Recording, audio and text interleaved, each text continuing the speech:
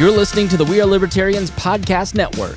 Find all of our shows at wearelibertarians.com. You're listening to the We Are Libertarians Network. Learn more at wearelibertarians.com. The Boss Hog of Liberty podcast is the latest hit on the We Are Libertarians Network. Each week, Jeremiah Morrill and Dakota Davis explore life in Henry County, Indiana. It's a show about our circle of friends, public officials, and our experiences. 80% observation, life, humor, and 20% politics. Boss Hog of Liberty is the day-to-day happenings of Henry County, Indiana, which is just like your community. Add us on iTunes and sample us today. Dear Leader would want you to. Hey there, Liberty lovers. This is Mark Clare of the Lions of Liberty podcast, where we strive to bring you great conversations about the ideas of liberty 3 days a week, every Monday, Wednesday, and Friday. Check us out at lionsofliberty.com. Hey guys, this is Roger Paxton, and if you're fed up with the government running every single aspect of your life, but you're not listening to the Lava Flow podcast yet, then what's wrong with you? Check us out at thelavaflow.com, or just go back to sucking up to the government. The Lava Flow podcast, striking the root every single episode. Hey, Liberty Rockers, this is Johnny Rocket from the Johnny Rocket Launchpad. Each week, I strive to bring you the best guests in talk radio. The Johnny Rocket Launchpad delivers weekly interviews of noteworthy politicians, economists, and activists. The Johnny Rocket Launchpad is bringing the party to the Libertarian Party and launching ideas in your direction. Check it out at JohnnyRocketLaunchpad.com or find us on iTunes. Each show is action-packed, explicit, and a lot of fun. So join me at JohnnyRocketLaunchpad.com every week for the newest episode. Keep liberty alive and rock and roll.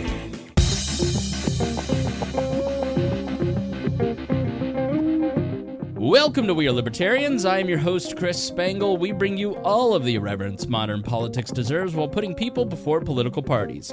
We examine current events from a libertarian perspective with the goal of leaving you better informed. Please be sure to rate and review us on iTunes, like us on Facebook, and subscribe at Patreon, on Patreon at wearelibertarians.com. In exchange for supporting our program, we give you all kinds of bonus content and free stuff. Harry has a show called Loki Wall that you can only listen to on the private feed. You get CD quality audio, you get no commercials, you get the tail ends. We just talked for almost 15 minutes. Described the podcast setup that the Boss Hog and I use. Very interesting stuff. You got, let's see, you got the speech that I gave to a bunch of high school students on how to get into broadcasting. So always giving you a lot of extra audio on the private RSS feed. Join on Patreon. This show is crowdsourced, so you can send us news with the hashtag WALNews or in our Facebook group or Discord channel. All available at wearelibertarians.com. Very professional. We are always taking your questions and comments via email at editor@wearelibertarians.com. Lots of great letters. Finally looked at my email this quarter. And we're going to do some listener letters today. And please be warned that this show is raw, unedited, and authentic, so the language is sometimes strong and a little offensive. Let's start with the lovely Sarah Potter. Hello, how are you It's this so evening? nice to see you. You are a Patreon subscriber. I am. Yes. At $10 a month instead of $7. Now, why like is my fiance. Yes. Now, why are you a Patreon subscriber? I enjoy the extra content, and I'm supporting a friend. Thank you very much. That's very nice of you. Aw, she thinks you're friends. No, that's the voice of Jeremiah Morrill, the Boss Hog. Now, if we were on his podcast, I haven't introduced you yet. I'll wait patiently. I love the shirt, Jer. Yes. Yeah. This is our official Boss Hog of Liberty. Dakota and I have these polos. It's very, very nice. They're big time. Matching polos. And we go everywhere dressed the same now. And then you've also brought one of your co-hosts. We brought Cade Koger, the one of the other, I guess we have 3 regular rotating cast members as well. Danny Morrill, my brother, Chase Payton, and Cade Koger. So this is the first time we've been able to bring Cade on the big show. Yep. And we're Good to really be here. excited to be here. Yep. Thanks for bringing me. We stuck one in the can a week or so ago for Boss Hog. So sorry, Sarah. They got their episode on Tuesday. Okay. So if you go listen to episode 48 of the Boss Hog of Liberty, you got that one this week, and we get a bonus wall episode. Yeah. So I was really nice to Cade for like the first 2 months of being his online friend because I thought he was an heir to Kroger. But there's no R in his last name. Nope, no R. No R. You probably think the same thing about Tanner Purdue and his ties to the university, don't you? Or the chicken, you know. Well, I know nobody's leaving any inheritance to Tanner, so... Unless it's baseball cards. Yes. Now, this is the first episode. Jer has been here because we did an episode recently, but this is the first time that you've been here, Sarah, since the big announcement. Yeah. Would you like to fill the listeners in? Well, Jeremiah and I are engaged now. See this sparkly ring? Congratulations. I don't know if you can see it on the Mevo or not. It's pretty big, though, so I'm sure you can. But yes, so December 2nd, we got engaged. It's like, man, we're not. It's July. We're getting married in July. She already forgot. We are getting married in July, and we've got all of the plans kind of squared away for the most parts. Just trying to get invitations put together, making sure we don't overpopulate the area that we are wanting to fill. Now, here's the thing. I have a nickname for Sarah. Her nickname is Purse String Potter. Yes. Because, now, Jerry is frugal. As a good match. As a former co-host coined him Jewy Jer. It's not that bad. I was personally offended by that, but Jer is a very cheap person, but you've married someone who out-cheaps you like you wouldn't believe. Purse String Potter, no plus ones at the wedding, I was informed. There's some people who get plus your ones. plus one has been redistributed. That's all it is. No, that's exactly right, yeah. I'm forced to be plus one with someone else. An unfortunate date. But I think you'll be okay. You guys will have a good time. I know we will. Yeah. Now, so very excited for the wedding. Yes. What kind of wedding will it be? It will be simple, but it'll be... Redneck chic? It's not going to be redneck chic. Are you coming down on a tractor? I am not coming down on a tractor. I can set that up. Depends upon how much mud there is, really. Camo tuxes? So, okay, the tuxes aren't ordered yet. It's all negotiable. Originally, I asked my mom, I was like, okay, we're going to have to shuttle people because it's at Jeremiah's brother's house, which is on a county road out kind of in the middle of nowhere, but there's not a whole lot of parking on his land where we could just park cars for people to come to a wedding. So we got permission from the school that's like a quarter mile down the road to use their parking lot that day, and they were cool with it because we know somebody who works there. Mm-hmm. Thank you, Rachel Valor. Okay. Am I not allowed to say her name? I don't know. Oops. Thank you, person that works at school place. Anyways, so I was like, oh, well, we can do like a hayride type thing on the way over, you know, because that'll be cheap and that'll be easy. Cade probably has a hay wagon or something. Yep. Mm-hmm. And then my mom's like, but what about the elderly? And I was like, you make a fair point, but I'm sure people would help them into whatever kind of wagon or, you know, there would be steps. We could figure it out. Honestly, so now, I've been around some of the elderly that hangs around the Morrill clan. No need, right? I think that if they can't get in a hay wagon, you can either walk or you can just have send a someone gift wheel you and there. don't come. Because there will be other inconveniences along the way. Yeah. If we lose one, we lose one. Wedding and a funeral, whatever. Oh, your now mom's let's gonna not jinx it now. Your mom's gonna be so pissed. You guys got to do it. My mom was calling me on the phone as you guys walked in. Yes. It was a treat. A treat. I just don't know why you're such a disappointment to her, Christopher. No, the funny thing is, my sister, I found out, listens to the podcast. And my niece, my 4-year-old niece, loves it because she loves to listen to Uncle Tess talk. Mm-hmm. And then, so they listen. My brother-in-law listens. I think my brother will occasionally listen to an episode, but I guarantee my dad and mom have no idea what the name of this show is. They have no idea what's going on in terms of my career, my life, my hobbies, any of that stuff. And I'm okay with that. Trust me. But... So I sent her the audio of the speech that I gave to those high school students about how I got into broadcasting and how they can too. She was like, I didn't know any of that. I'm so proud of you. I was like, thanks, Mom. Thanks, Mom. She's like, how do I send it to a friend? I was like, listen, my co-host just walked in. I don't have time to explain how to send a link on your phone to your friend. She's like, I don't have her email or her phone number. I'm like, I can't help you. I gotta go. Carrier pigeon. My you need mother a carrier and pigeon. Sarah's mother watch the live stream of Boss Hog every episode. Of course. They're in the on the room. big screen. Yeah, it gets At least projected at my on the house. TV. Yeah. Well, that's the fun thing about... So if you're a Patreon subscriber at $10 a month, you get access to the live stream of the show, and the chat that goes along with it. And it's so much fun because there's a little group of people that spring up on our shows and chat with each other on Tuesdays and Thursday nights when we do the show. So it's really fun because you not only get to support the program, you also get the live stream. You get to watch it simultaneously on YouTube, on your Roku. If you so choose, you can watch the rebroadcast later on the YouTube archive. But you also get a community. You get access to the Facebook group. You get to meet some friends. And it's always fun. That's probably the better deal out of it than watching it live. Mm-hmm. It's getting to talk to other fans of the show. Yeah. So, and Jer's mom and Sarah's mom. That's right. Yeah. I make comments. I'm waiting for your mom to pop in here any moment now. Go Does ahead. she know that you're on Wall tonight, or is she unaware?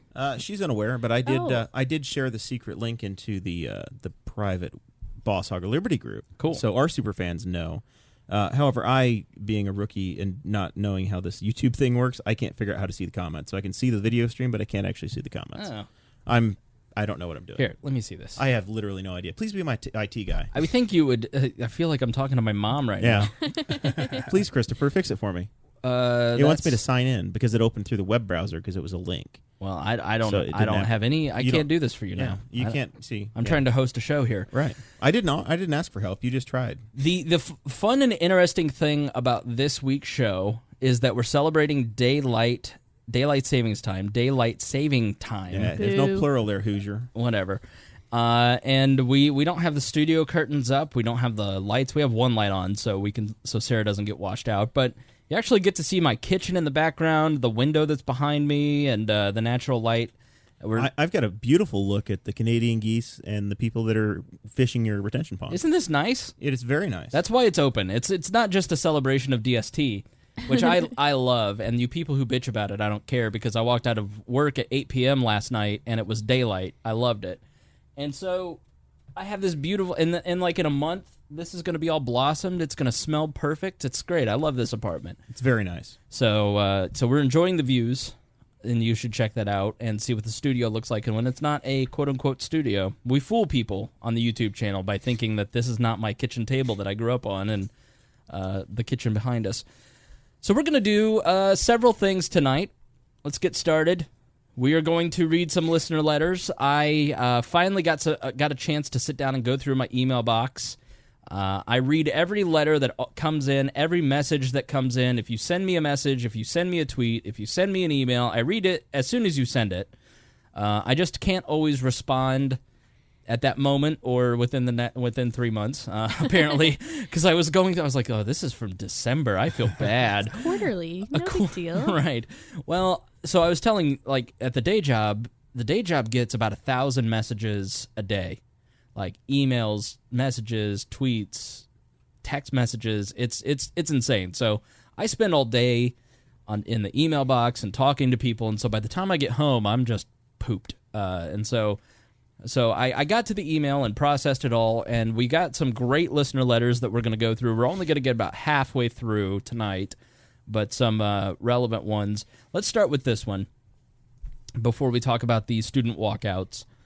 This is from Josh. Listener Josh writes, "Hey guys." Does he have his town?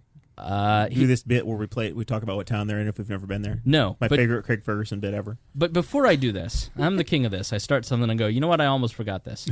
I'll talk about it after I read this letter from Josh. "Hey guys, just started listening to the podcast in the last month, and I love it. Keep up the great work. Thanks for all you do to keep us informed. Love, Josh." Now, Sweet. I added the love, but Josh is 8 years old and goes to Josh was me. Southport Middle School. That's 8-year-old in middle school? That's impressive. He's very, very, yeah. Well, obviously he's listening to advanced. libertarian podcasts. So thank you, Josh. I appreciate it. A lot of great messages. You guys have really responded well to episode 270 and also the one with Jordan Peterson. I think that was 262. You guys really responded in a very positive way about those two, and I always appreciate those notes from people saying how much it meant to them. Got one from a Patreon subscriber that was so touching and so meaningful, and I just appreciate it so much. So if you send us notes and I don't get you right back, I did read it, I promise, and I will respond. I want to say we have started a So there's a podcast that I love called the Bad Christian Podcast, and it is it's a bunch of bad Christians who have a podcast, and they have set up a bunch of groups around their podcast, and people join these groups, and there's these little spin-off groups from the main group, and you build all these great little communities around interest. And so I got into one of our groups and said, what groups would you guys like to participate in? And we've created a bunch of different groups around interest. There's, the shooters group. You've got your Christian group. You've got comedy your group. Comedy group. You've got the pod. Did you create a podcasters group, or you talked about it? Podcasting and Platforms, which is the name of my forthcoming podcast on teaching you how to podcast and how to build a platform like We Are Libertarians. There's a Boss Hog. Yep, we've had one set up for a long time. The Boss Hog's Inner Circle. Miranda's World. There's one for each of the podcasts, and except for the Brian Nichols Show, but I'm sure he'll get one soon. And does Tad have a group? I don't think so. Tad has a page. You got, if you're listening right now, go like Tad's page. Yeah. He needs some help. Wall Comedy. I posted a meme so dank that I got banned for 24 hours this week. So the comedy group is just people sharing comedy bits and memes that they love. It's been my favorite one, honestly, so far. Yeah. The Wall Comedy group, because I'll see something on NFL memes or whatever, and I think certain people appreciate it. Yep. There was a video I shared in there today that was for the NCAA. Today's the first day of the NCAA the Field of 64. Right. So there was an office space with Bill Lumberg walking up and he wanting something out of Peter, whatever the hell's character. Yeah. Right. He's there and he's like, "No, I have a meeting with Bob's later. I can't possibly do what you want," because he's watching the games. Well, don't spoil it. Go join the comedy group. Join it. You'll see it. There's a parenting group. There's a singles group. There's a racing group. Jared and I love racing, so we were talking about the IndyCar race this past Sunday. So yeah, you can do two ways to access it. First, you can go to Facebook, search WAL, and then click on the groups in the search, and you'll see all the groups there. Or you can go to the We Are Libertarians Facebook page. There's a tab that says groups. Click that, and they're all listed out right there. So join the group. We'd love to have you in the community. We'd love to connect with you. We'd love other fans to join these groups and take them over. It's not something that I want to centrally control. It's something that I want you guys to meet other We Are Libertarians fans around these interests. Just have a good time. Like, the singles group isn't a meat market. It's a great place if you need dating advice. There's a lot of dating advice that can go on. There's life advice. That's where I'm teaching my son, Stone, all about life in the life advice. Yeah, that's in the singles group? That's in the life advice group. So lots of cool stuff in there. Can I go in there and just post one thing? Go for it. Which is slide in those DMs. Yeah. Don't be shy. That's right. Go to a We Are Libertarians live event, because that's where Brett Bittner and his way out of his league girlfriend celebrated their 1-year anniversary 2 days ago. They met at a We Are Libertarians live. You two met at a We Are Libertarians. Well, they didn't meet there, but we were there together first time. Yeah, you two met each other there. So great. We Are Libertarians. A lot of romance comes out of We Are Libertarians, not only for Dear Leader, but also for everyone else. And most of them work out okay. For everybody but Dear Leader, but I've had a lot of romance thanks to We Are Libertarians. So the other thing is we've got mobile apps. We have a mobile app in the Android store right now. Just search for We Are Libertarians. You can get the We Are Libertarians radio stream on a mobile app there. I just downloaded it. It's like 4 megs. It's the tiniest app I've ever seen. I don't know how you engineered it so well. I did not engineer it. It is through radio.co, and so it's the We Are Libertarians radio stream, and then you can get links to our stuff. So not a very robust app at this point, but I wanted to get us into the iOS and Android stores, start capturing people that search for Libertarian, and have a presence there.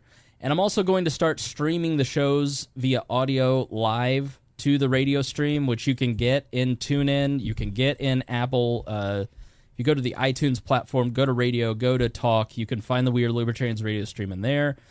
You can also find it at wearelibertarians.com. And you can get it on the Android app, and then the iOS app will be out in the next week or two. And you can listen to a 24/7 stream of all the past shows of We Are Libertarians. And it's fun to just kind of click that on and listen to something that you probably haven't heard in a couple years and just go, wow, this is still relevant. So very, very fun and entertaining. The iOS one will be out soon. Go back and learn about the looting in Ferguson. Yes.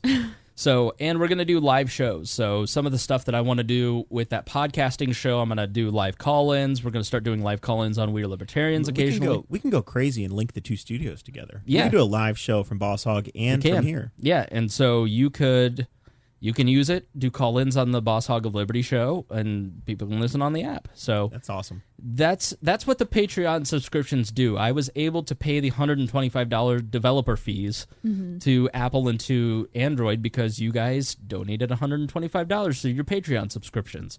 So you get something.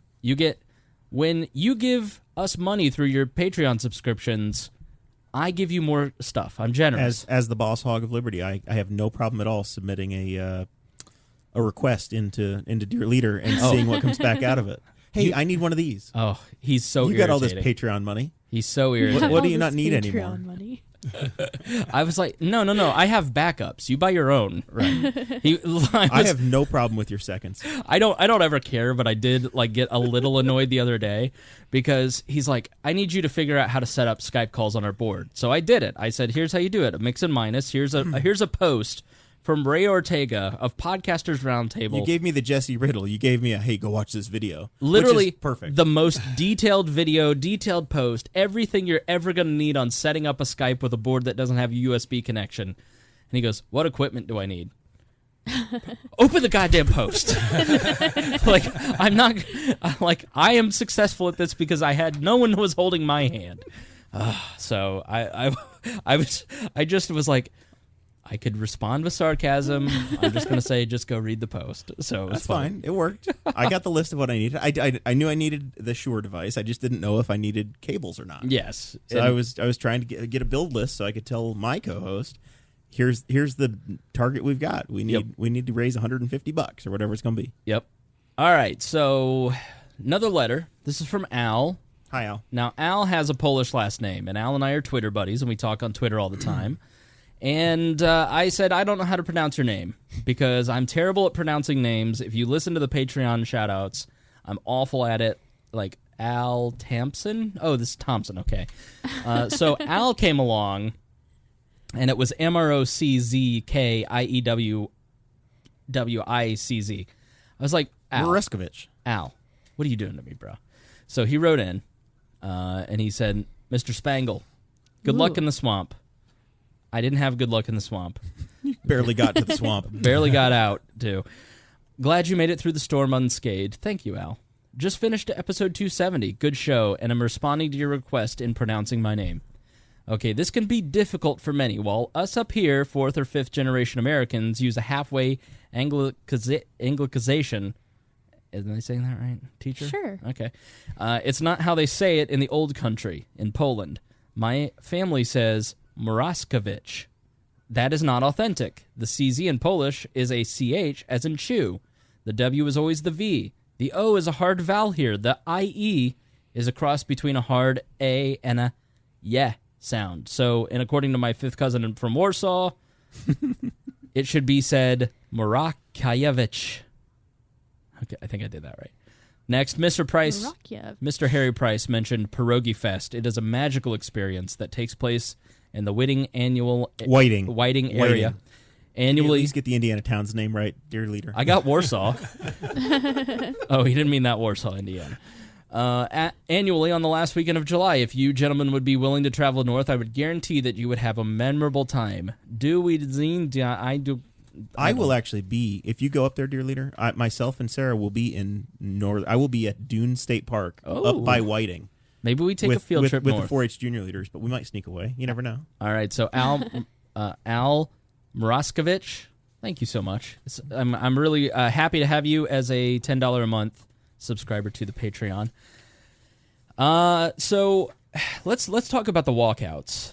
So, Sarah, you're a teacher. So we're all like super friends. I'm not a teacher. She used to be a teacher.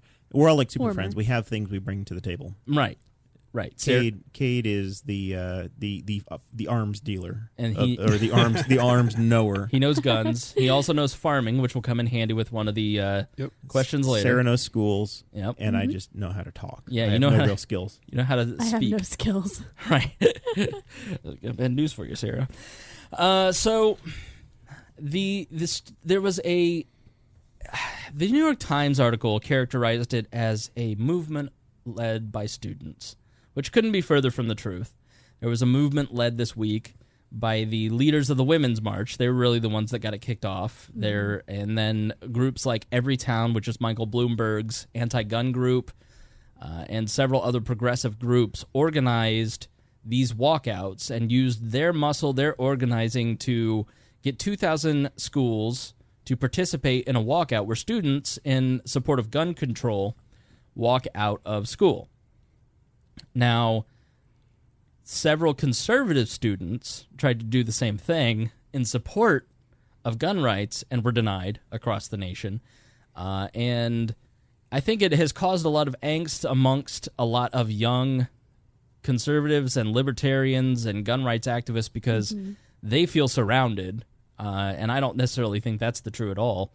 But I remember being in high school, and I remember being passionate about everything.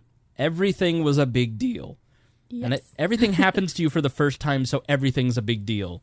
And you listen to some of these gun rights, like a David Hogg or Ms. Gonzalez with the shaved head, and it's just a lot of platitudes. Like, we're here to change the world today, and we're going to save America, and it's a lot of feel-good platitudes, but it doesn't seem like it's really going to move the needle, in my opinion. What do you guys think about the student walkouts from a policy perspective? Are they really effective? No, I mean, it's gonna last a news cycle like everything else does. The walkouts are probably good for the students to feel like they did something, and to feel like they have some influence. And I know in some schools that darn near everybody walked out, and in I think in a couple of other communities maybe one or two students walked out. I don't think that it's going to have a real lasting impact. The places where you saw something happen already, like Florida, which I think we'll probably get into, where they've passed their, they've got some teachers that are armed now, but they've also taken away the right to own a gun for 18, 19, and 20-year-olds. Right. Those are the kinds of things that may change because it's people trying to fix something in a hurry. But I don't think this is a long-term solution. So according to womensmarch.com, 3,100 walkouts and counting across the nation. Here are some of their partners. The Blue Future, the Brady Campaign to Prevent Gun Violence, Center for American Progress, Coalition to Stop Gun Violence, Doctors for America, Gays Against Guns, the Giffords, Courage to Fight Gun Violence, the Harry Potter Alliance.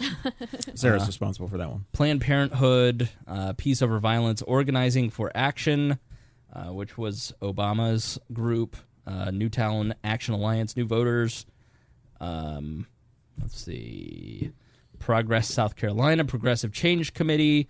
So yeah, obviously a lot of liberal groups. It's the same people that line up that would have lined up anyway. They're just it's an opportunity for them to assemble, which is fine. Rex Bell had a very good comment the other day. He basically said the same. You can protest the government if you want to, but at some point they're going to show up with guns and drag you back into that school. Right. Go ahead, make your point, but force is still going to drag you back in. Right. And force is the real issue. What do you think, Cade? I think they're young. They're wanting to stand up for something. They're wanting to make a change, and people make it a First Amendment thing. If that's how they want to start their career as adults, using their rights, I support that. But it comes down to they're using their First Amendment to attack their Second, and for them to stand up for something, the first thing that they stand up for is giving away a right. Right. That just doesn't make any sense. Well, hopefully they use this to become politically active, and Sure. then they start to build an awareness of the world. One of the legislators, I think he's a state representative in Colorado, was one of the kids that was in Columbine, and he's very, very much pro-gun. It goes both ways, and as you continue to learn about the world and experience it for yourself, you develop your own ideas. And these teenagers are going to do the same thing. Today Right. they might be marching because Tony Katz took calls on WIBC, the big torch station in Indianapolis, and he took calls. And of course, he's a conservative, so most of the people he heard from, he asked Right. for high school kids, "Are you walking out or not?" And one kid was going to wear his God, Guns, and Trump T-shirt to school and walk out. And Katz wanted to know if he was going to get, if the kid got suspended, let him know. I haven't heard anything else back about it. But, the kid was going to walk out and he was going to protest on, basically for his Second Amendment rights. Right. Yeah. So there's all these walkouts and demonstrations that are happening, and every individual has their own motivations. You can't lump them all together and say that every one of these kids was protesting because they want to, take guns away. It's just not the reality. Yeah, I think that if you're one of these students, you should take action by writing a letter to the school or local newspaper. I would, post on your social media that you don't agree with the ideology, that you believe in the Second Amendment, that you believe that these are natural rights. Make a blog post and send it to Spangle. Yeah, he'll post it. Absolutely. I'd love to talk to a high school student. I talked in a great interview. I hope that you guys stuck around in episode 270 to listen to Matthew Geiger. I think it was 271, actually. Matthew Geiger runs 71 Republic. Now, he's 16 and incredibly eloquent, well-spoken kid. I don't know. Did you guys hear the Matt Geiger interview? I listened to it when I was walking after I bought a bunch of stamps for the wedding stuff. Yeah. Matt is... Oh, Sarah's getting married. Yeah, congratulations. Top of mind. Thanks. So Geiger had on 71 Republic an article that we actually published that there were 3 schools in Maryland that he was in contact with where students were not allowed to participate. And he wrote an article opposing that, saying the school shouldn't subvert our ability to speak out. We may not agree with the subject of the walkout, but the school should allow students to exercise their First Amendment right. And to which I'm going to have to go off on our Facebook page on libertarians after this. Don't let me forget, because libertarians Write that down, sir. They are, excuse my language, shitting the bed on the First Amendment. It's amazing. I've never seen anything like the failure of the commenters on the We Are Libertarians Facebook page to not support the First Amendment and free speech in general. It's unbelievable. But I agree with Matt because, I said, why would you write an article supporting students that want to take away our rights? And he said, because I believe that while I disagree with them, they have the right to speak out, and the school, a public entity, a taxpayer entity, does not have the right to silence them. Something I totally agree with. Supreme Court, unfortunately, does not always agree with that, but, I think that needs to change. I think these kids have a right. Just as schools should allow students of the opposite or differing opinions, should afford them the same ability to participate if they want. So... Yeah. Well, one of the things that I'm still pretty looped in because I have old coworkers that I still talk to quite a bit. I was a teacher for about 5 years in the school corporation that I grew up in, and I got a copy of the letter. Well, I didn't get a copy, but I found a copy of the letter that they sent out to all the high school parents because of the walkout. So they said, "Dear my high school families, the administrators have been meeting with student leaders regarding the national school walkout movement and their thoughts on keeping our schools safe and united in supporting and respecting all members of our school family. We are extremely proud of our students who have asked the school staff about how they can be a part of the national conversation without disrupting the educational activities in our school. During these discussions, the student leaders proposed not disrupting quarter exams on March 14th, but still having an opportunity to express their rights to free speech and their support of students in Parkland, Florida. To minimize the impact on the education of our students while allowing them to express themselves in a positive manner, we will alter our school day on March 16th, which was today, by adding a study hall period. Wait. March 16th is tomorrow. Tomorrow. Yeah. My bad. I wrote the date March 16th like 4 times today. Oops. I was wishing for Friday. During this time, leaders of several student organizations will share positive and inspiring messages as part of our ongoing commitment to some kind of a thing it's Rachel's Challenge. 2 years ago, we joined this movement honoring Columbine victim Rachel Scott, which promotes safer and more connected schools by fostering an environment free from harassment, bullying, and violence. The pillars of Rachel's Challenge are look for the best in others, dream big, choose positive influences, spread kindness, and start your own chain reaction. We believe that it is important for all of our families to know that our students will be able to take part in this March 16th student-led activity. Our student leaders have once again demonstrated their commitment to their peers and to our school by creating this thoughtful and compassionate activity to unite our school. We appreciate and applaud their efforts. If anyone has any questions, feel free to contact our office, and that's signed from their principal, which I thought was really cool that the students still have an opportunity to participate. If they don't agree, they just get a study hall that day. Mm-hmm. So it's something where, they can still express themselves. Do I agree with them? No. Right. I would love to the right should not be infringed for my right to bear arms. Well, yeah. Anyways, so I think that was something that was really neat that the school did. They were proactive about it. They met with students about it. They were like, how can we, meet you guys halfway without disrupting the activities that we need for your education? Yeah. It doesn't seem as alienating to the kids that might not support that. Exactly. Right. And I think that. Yeah, that's a good point. There's some peer pressure. You have to walk out, or else you're the one that's wrong. Right. Right. Well, and the other thing, there are other activities that are included in that. So they talked about the Rachel's Challenge thing. I saw a picture this morning where they had several student groups were writing on, we have this big courtyard in that school that's just basically all glass, and then outside there's some picnic tables. So during lunch, if it's nice outside, you could go eat outside. It's where the students used to smoke in the 70s. Right. It's not anymore. A joke. Not a joke. Because Plainfield had one too. Yeah. But it's the same, yes. But anyways, so they wrote different positive, nice messages on that, and I thought that was really neat. I saw a couple other demonstrations where people had different schools gave their kids 17 sticky notes, and they had to go say 17 kind things, and that's one for each person who perished in that event. Yeah. So and the walkout, basically what happened is students walked out for 17 minutes. Yeah. And most schools had a designated place. In the 71 Republic article that I read, this group of high school students had 2 designated spots that they could go participate, but it wasn't outside, so one student felt that he was going to lead the charge, and students went outside, and the administration just did nothing with it. But it's like just go to the designated area, whatever. But anyways, it's all of this is just so over the top and so virtual. You sound like you're advocating for a free speech zone over there. Go to the designated walkout area. Listen, do what you want, but I don't know. I just find as a 34-year-old man, with glorious hair, by the way. Thank you. My God. You like it? It's really starting to grow out. It's very dense and very thick. Trumpy. Yeah. So Chumpy bear. My tolerance for nonsense is diminishing rapidly, and I just go, listen, I just don't have time for I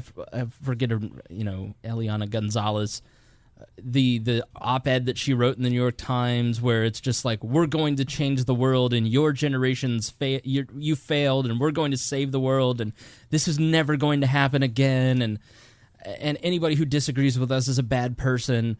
I just I don't have time for the over-the-top, over-emotional rhetoric, because it's just everything that is wrong with politics today. You're making an emotional appeal. You're not actually making an argument. Mm-hmm. At least the Women's March will go over their arguments, the actual things that they want Congress to do, right, in their leadership of this student-led movement.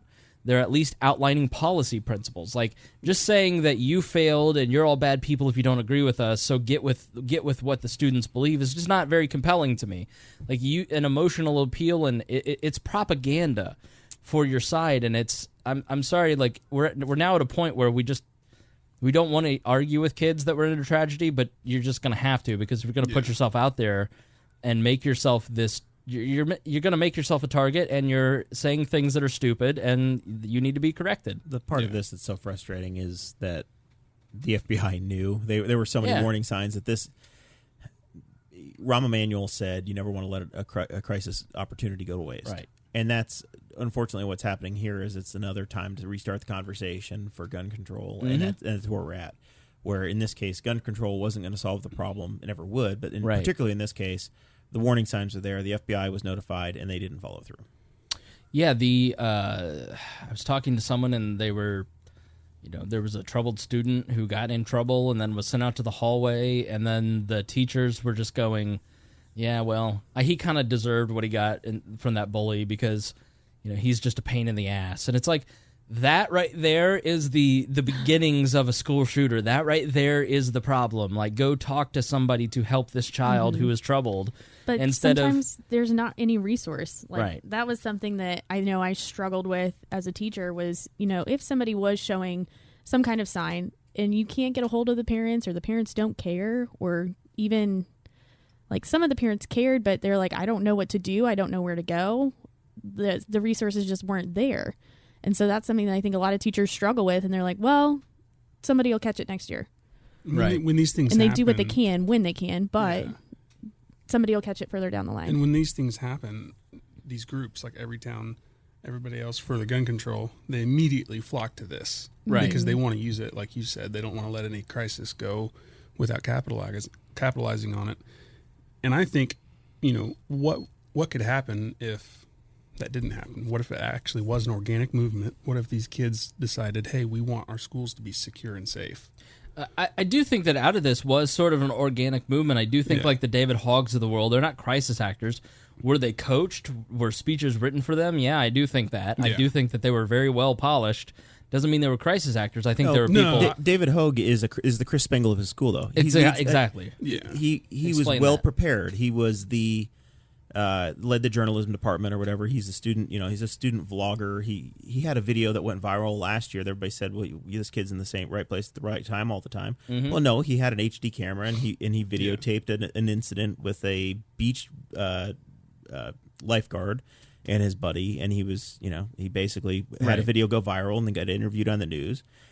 He's literally like their Chris Spangle. It's the same. You know what you're looking for, and you document something. You took a flight to Washington from Indianapolis, trying to get to Washington D.C., landed in Philadelphia.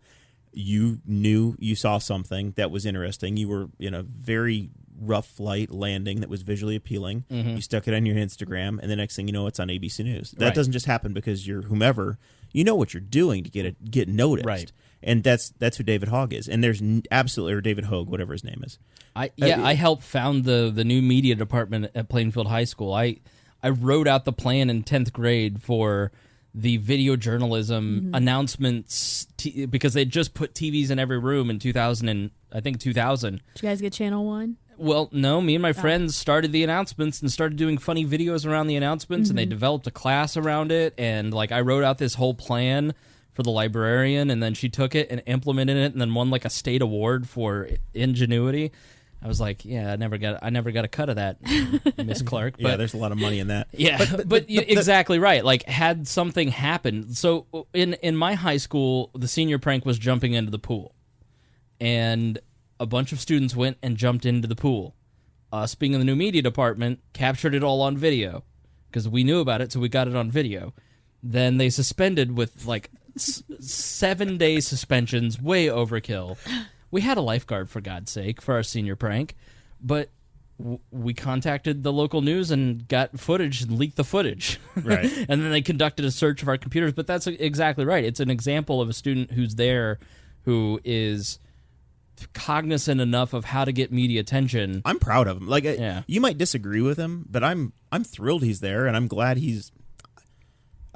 I support the kid for that reason. Whether or not you agree with the content or what he believes now, and honestly, what he believes now, he may not believe 5 years from now. Right. Give the kid a break. Then he could be the most powerful advocate for our side because he switched. Right. Yeah, I would. I'm glad he's got the platform, and everybody that calls him Roe versus Wade lady. Yeah, absolutely. I heard her speak once. McCormick, is that her name? Yeah, I don't know. Marianne McCormick or something.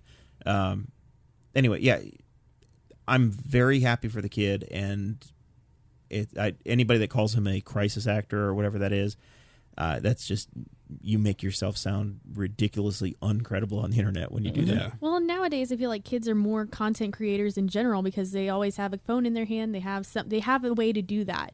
When I was growing up, I had the little cassette thing with the microphone. That was as content creative as I had. The Talk Boy? Did you have the Talk Boy? I don't know if that's what it was called. No, it was. Maybe is it the Fisher Price one? I had a cassette player and it has a microphone on it. I think so. It wasn't like a microphone, but it extended out and it was gray. Oh man, no, mine was a little newer. Remember? Okay. Speaking of Home Alone, the Home Alone 2 where Macaulay Culkin goes to New York City or whatever, and he finds Donald Trump. Yeah. We've had all these memes this week because Tillerson got fired or asked to leave or whatever. So there's the 2 days ago, it was the meme of Trump asking the little kid that was mowing the grass last year on the White House lawn, "Do you want to be Secretary of State?" Yeah, that was hilarious. This time it was where they met in the big hotel, the Waldorf Astoria or whatever, and it's Trump asking Macaulay Culkin, "You want to be Secretary of State?" So, Cade, we'll rely on you for some of this, but these are the 5 policy points that. Remember, none of this is astroturfed. The New York Times, the mainstream media is reporting this is all organic and student-led, which, in a sense, it absolutely is. Mm-hmm. But it is also top-down organization from people like the Women's March, see Soros funding. So, number 1, enact a resolution declaring gun violence a public health crisis. Okay, well, in my opinion, gun violence is not a public health crisis, I think we have bigger problems. especially since it's been declining rapidly over the last 30 years. Yeah. And most of the gun violence that takes place in this nation are in places like St. Louis, Detroit, Chicago, in these inner cities, which, by the way, Flint Town on Netflix, great documentary. I'd love for you to watch it and write me and let me know what you think about it, because even though we are pro-criminal justice reform and libertarians are not anti-cop, but definitely anti-police brutality and pro-justice, when you watch that, you do see the interesting quagmire that the Flint police found themselves in, with 100 people, 100,000 people with 10 patrol cars. Yeah, I watched it this week. It wasn't. It was just it was great. Yeah, it shows you what they have to deal with, the things they have to put up with, and like stuff that's out of their control. Top 20 in crime in the United States in 2015. Yeah, and they had 9 patrol cars at any given time. Please tell me how taking away guns is going to help protect us in a place like Flint, Michigan. Yeah, but really interesting documentary. Yeah, what else did you learn from it? Don't drink the water. Yeah. They're still having that trouble, but they're trying to be proactive. The local government, they're all kind of falling over each other, trying to figure out what they're going to do still. And it's interesting to see the way the mayor kind of handles everything, and as they introduce police chiefs and new leaders into the community, and they have to go back, and it shows that those people can't make it work either. Yeah. And it's just a huge quagmire of problem after problem. And the documentary makers wanted to make The Wire of documentaries, essentially, so it documents all the problems that the Flint government has, and they do start to succeed with lowering crime, but it is through busting people on very low-level offenses, pulling people over for anything and everything. So it is stuff that libertarians go, I don't like this, but I think it is a really interesting insight, and especially since it was happening during the Philando Castile stuff, the Dallas shootings where the cops were killed in that one shooting, and you see their reaction as police officers, their families' reactions. That was very interesting. Yeah, they'd show the video, and then the cops would offer their comments on what was happening. Right. That was very interesting too. But most of the random gun violence that happens in this country happens in those places where drugs are being dealt and are a high crime. I mean, the public health crisis is A, the war on drugs, and B, it is a mental health crisis amongst men who are committing suicide at an alarming rate compared to women. I mean, and then domestic violence is third. I mean, it isn't the tool that is being used. It is the underlying causes of the violence. And we conveniently don't look at the other side of things when we look at those numbers.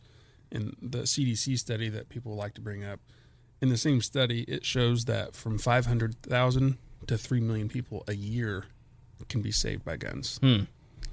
Whether that's individual use or law enforcement, when a gun is used for defense, most of the time, no one's injured at all. There's no report of it either. And there's no report. So these numbers are hard to pin down to be exactly perfect. But the CDC did come out with a solid number. And that's a lot higher than what they're saying we're losing. What was that number again? 500,000 to 3 million a year. Jeez, are saved by guns, by having a weapon Legal present. guns, yes. Okay. And it may not even be where they had to fire their gun. It could be they just show their gun and the person I believe through the FBI, goes away. 90% of defensive firearms related. Wait, 3 million people in America a year? Yeah. So that's 1 in 100, right? I mean, if you're talking about a place like Flint, Michigan, and you're surrounded by criminals, I mean, you have to think it's like I don't have a gun. I've never been involved in any situation where a gun was present. But if you're living at 30th and Keystone, I think you're in a situation where the gun's present a lot more than you realize. Well, yeah, I mean, especially at libertarian events. There's one here right now. Right. No, but mine's in my glove box. No, but I'm saying like an active situation, right? Yeah, sure. So yeah, it's not a public health crisis. Ban assault weapons and high capacity magazines. Now they keep using the words weapons of war as well. Every weapon is a weapon of war, you morons. And so assault weapons. How do you feel about that term? What do you think about that term when you hear assault weapon? I want to try and say that there's a difference, but that just gets to a point where people don't want to listen. Right. It comes down to policy. How do you want to make that happen? How do you want to ban a certain specific type of firearm?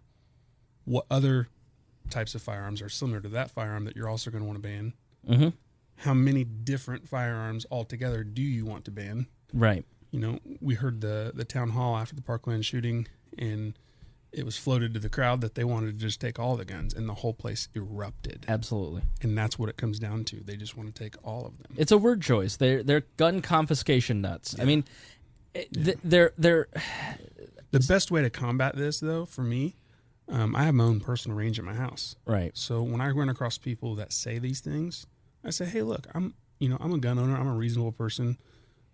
Come out to my house and shoot with me. Right. Let me show you what's going on. Let me show you the difference between this. Let me show you what I don't own, what I've never owned, what I can't own legally right now without $15,000 and about a year worth of waiting time for the federal government to give me the okay right. to own it.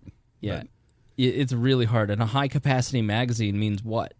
Exactly. To me, 30 rounds is standard. Right. So. Expand background checks to all gun sales. They say, there's 5 million gun sales that happen without registration, and the gun show loop and all that. Sure. I mean, can you explain the background check process? So currently right now, when you buy through a licensed dealer, you have to fill out a background check. And it goes through a national database, and when you buy that, you fill out a 4473. They call in your information. If you have a violent record or a felony of any kind that would prevent you from owning that firearm, or if you've got any kind of recorded mental problem, you're not allowed to buy the gun. They'll flag it, and if you're a problem, they'll call the police, and you'll be escorted off the property. Do they run that background check no matter when you buy or how you buy? If you buy through a dealer. Right. And those are not on the spot, right? They take some time. They're on the spot. Okay, so instantaneously they run it. Yeah. So back when we had the Brady Bill, that was part of what they incorporated with the Brady Bill. But with the Brady Bill, there was also like a 5-day wait. And when we did that, I think it was in 2004, after the assault weapons ban was up. Right. We came up with the NICS system. Okay. And that's what we use today.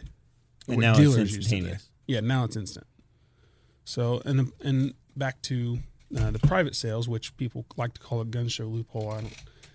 They like to use that word. I don't know why, but private sale. Because a transaction between you and I requires government intervention. Exactly. Well, that's what they think. Yeah. It's, private property. I'll tell you why, and and it'll make sense when I tell you, because from a news packaging standpoint, if you call it a gun show loophole, what do? You go out to the gun show, to the Indiana 1500 Gun and Knife Show this weekend, and you get B-roll of the gun and knife show.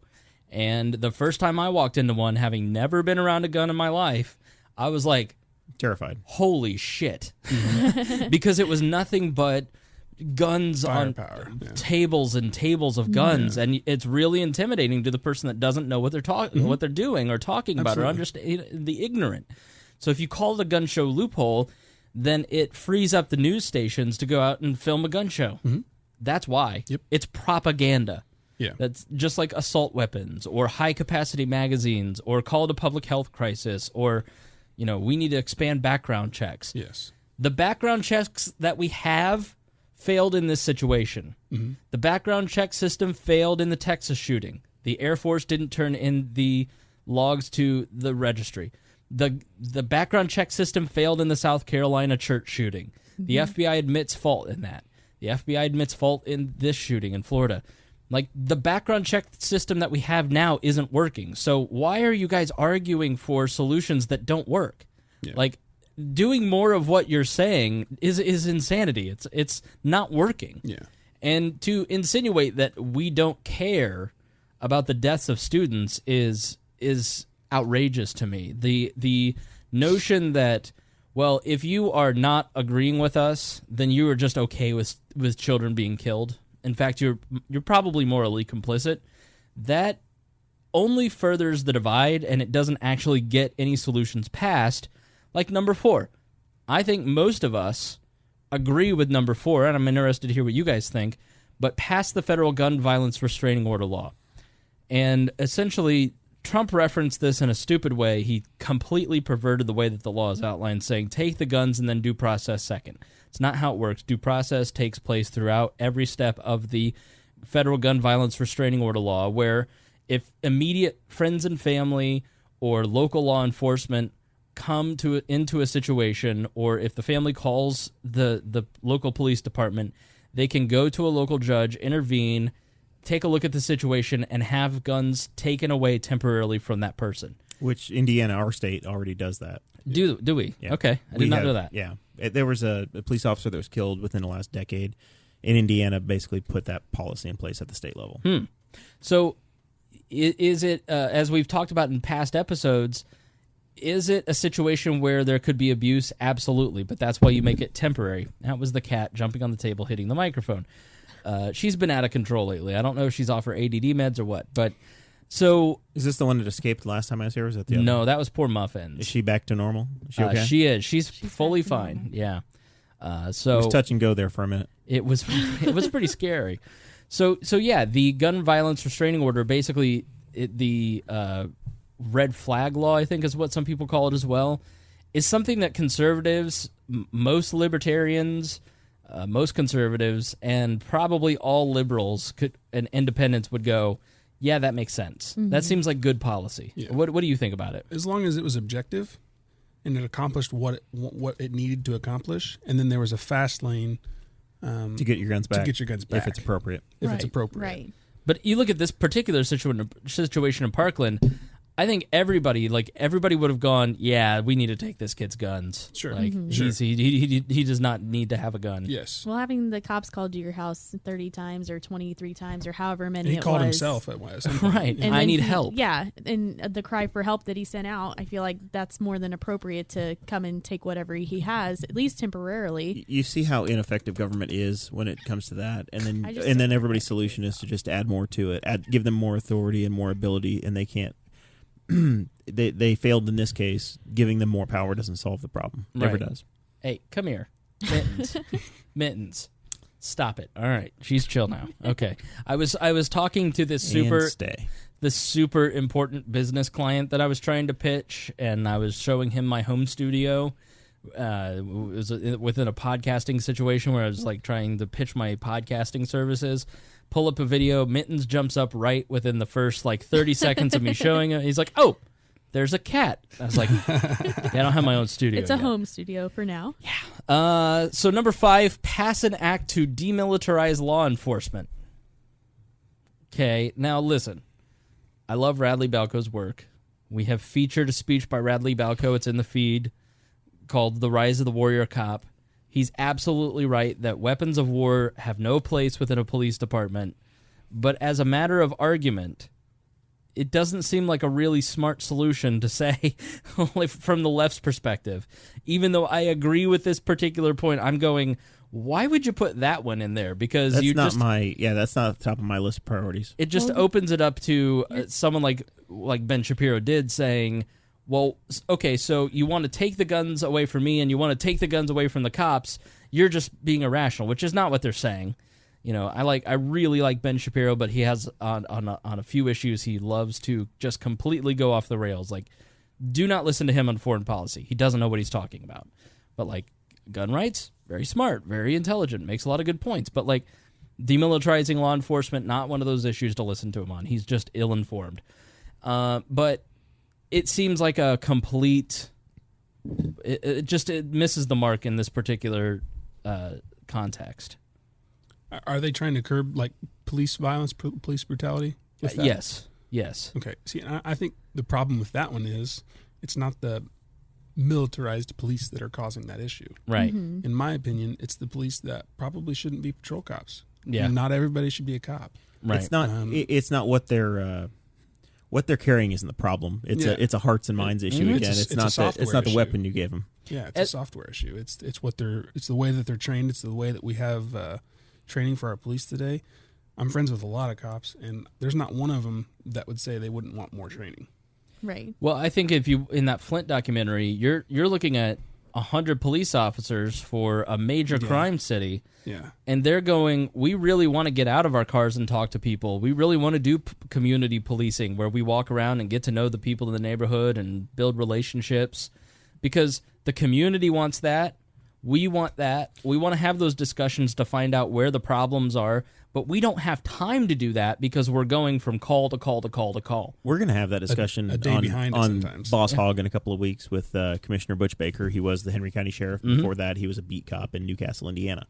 And I can tell you from my pre-interview with him, my discussion, he talked about the time where they used to just walk the streets, and he was a beat cop walking the streets of Newcastle, Indiana. That does not happen anymore. Now they're in a small town like Newcastle. Now you're in a car going from call to call to call, and you know what happens?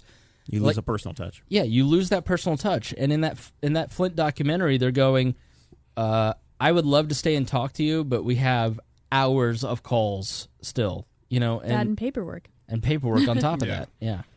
So Understaffed and underpaid. yeah. All right. So we've rejected your new policy. Is that what we decided as the table?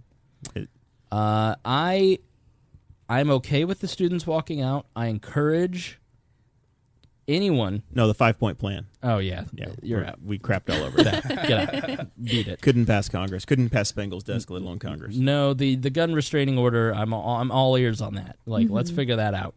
And that's where they go wrong. Is that they're so insulting in the language that they use that everybody on the other side, we all go, well, I'm offended and I'm pissed, so now I need to attack you back.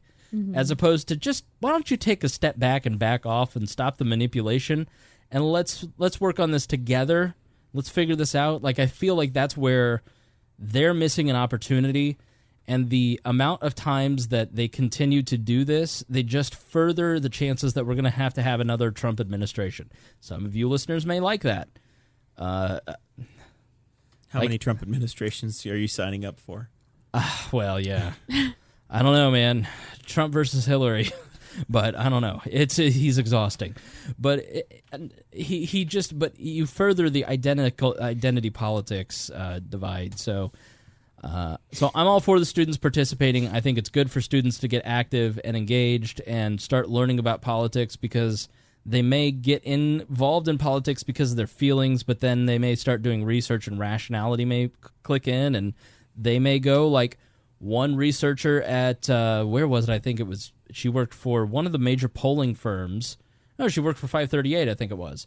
And she was like, I used to be a gun control advocate, and then I saw the data, and the data doesn't outline exactly what we were saying. It's actually on the other side. That's the John Lott, L-O-T-T, John Lott does incredible research on gun statistics, and she's like, he's right, we were wrong.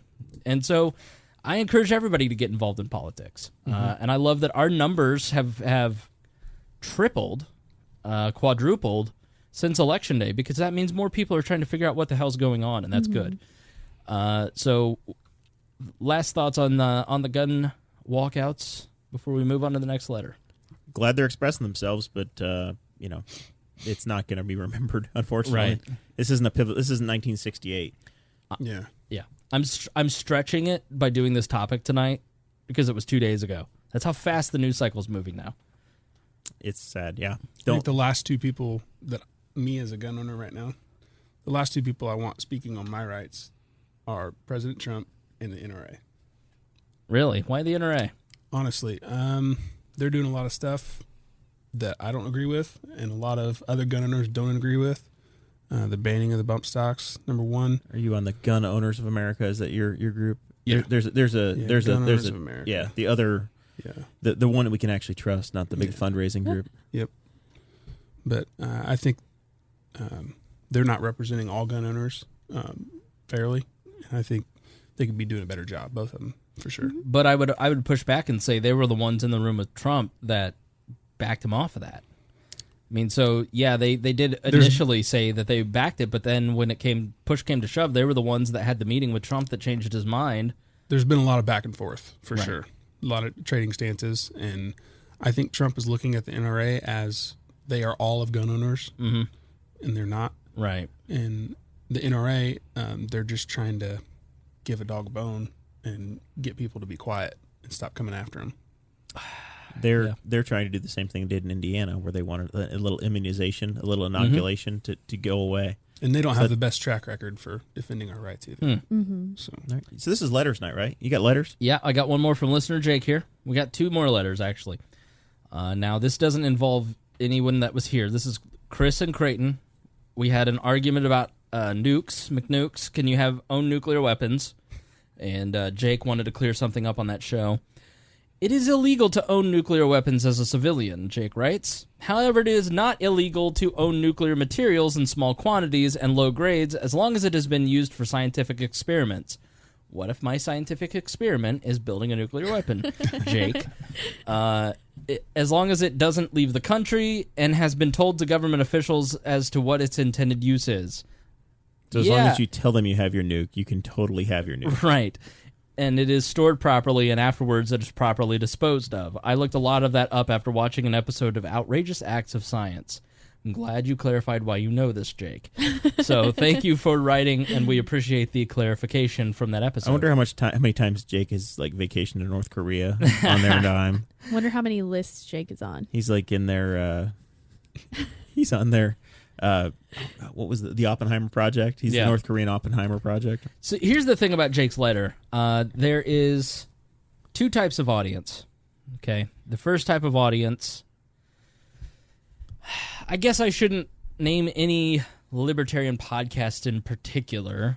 I think you should just list listeners by name, host members. What category are they closest to? Because everybody has somebody they identify with. Jason Stapleton. Okay. So I love Jason. So I'm just picking on him. But so you have these audiences where everything the host says is right. They just listen to the host, and if it comes out of the host's mouth, they agree. Rush Limbaugh. Exactly. Always right. Right. Then there's our audience, which I have to prove every single thing that ever comes out of my mouth. And it does get frustrating because I am constantly explaining. You're full of libertarians who doubt everything. That's your audience. Everything. And I just want to write on Facebook sometimes. Do you realize I spent hours of research before I went on the air and did a 3-hour podcast on this? Half of them are pissed that you're celebrating daylight saving time right now. Right. And so then I write a 2-paragraph status on Facebook. You spent less than 10 seconds thinking about your position and your response, and then you're going to have the gall to question me.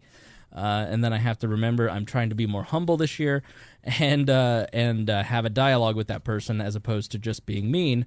But it in a way, I hate that because it is exhausting because you put a lot of work into researching. I try not to say things that aren't true. But I also love letters like Jake's where they write in and say, hey, this is what you missed in this episode. There are a few of these letters, we're not going to get to all of them tonight, where they're just kind of like, hey, I was listening to this and I want to add to this discussion, and I do appreciate that. We do like the fact-checking. And I say all the time, I am an authority in a way because I've done politics and media and podcasting, all this, and libertarian stuff for 10 years and worked 15 years in politics. I know my stuff and my gut is right, but no person can tackle the complexity of American and world politics and have a full-time job and have a part-time job and have, and be right all the time. I work really hard at it, but you should absolutely, if something you go, I don't know if that sounds right, go look it up. Because if I'm right and you've done the research yourself, then great. Yeah, tell me why I'm right. Yeah, because then you go, oh, he's right. And if I'm wrong, then you can tell me where I'm wrong, and then I can learn from that too. That's what a dialogue is. And so I am happy that I have built a community of skeptics who are critical thinkers who don't just say what we say on these microphones as gospel. I would much rather have that than the other type of audience. So thank you, Jake. Appreciate it. And do not be afraid to write in at editor@WeReLibertarians.com. Love hearing from you guys. Same with messages. Again, if I don't respond right away, it's not you, it's me. I get hundreds of messages a day. He doesn't respond to me right away either. I don't. And I'm on the payroll. All right. At least I take stuff. So, yeah, you're on the take, that's for sure. So this is from Sarah, and Sarah is a newer member of our community, and I love interacting with Sarah on the Facebook group that you can join at WeReLibertarians.com, and she writes, Hi. She really did say that. She said hi. This is starting to sound like Casey Kasem letters. And she writes, All right, and so then Sparky, we had to put Sparky down. Are you kidding me? Am I reading a death dedication? I'm reading a goddamn dog death dedication. If you've never heard the Casey Kasem outtake where he's like, "I'm doing a death dedication," it's so funny because Casey Kasem coming up next here, 100 years old, a very fascinating radio guy, always happy, upbeat, and then he's like, Scooby-Doo. Yeah. Hi, I'm a new listener to your podcast this year, and I am a conservative Republican fiscal libertarian. I've been trying to learn more about the Libertarian Party to see if I actually belong there versus the Republican Party. Yes, you do. Let's stop right there, Sarah. So, here's what I would say, because I'm growing less and less enthused with the Libertarian Party. Not so much the members, although some of them, but definitely the leadership. Just a couple in the leadership role that were really... I don't know. Take that. Have you been a moderator on our Facebook page? Some of those libertarians are awful too. So, yeah, but they're.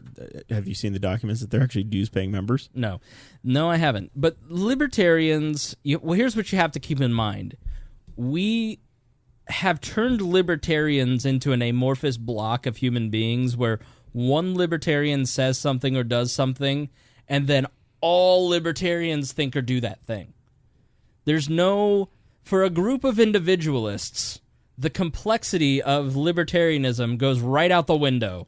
And we just go, well, I'm not going to join the Libertarian Party because there's one member out of the millions that danced without his clothes on the stage because he thought it would be funny. I just turn it back around on the Republicans and hold them accountable for everything Donald Trump ever does. Right. Like, if you're going, I don't think I can belong to that movement because of this one person, then you're being a collectivist. You are not using your brain. You're not actually engaging your mind in critical thinking and going, maybe this one person thinks this thing, and that's not what everybody seems to think. We don't do that with Democrats and Republicans, so why do you do it with libertarians, big or small L? Stop it. And libertarians, you're just as bad as everybody else with this. Like, the Facebook page, why are libertarians talking about the genocide in South Africa? Oh, I don't know, because it's something people should know about.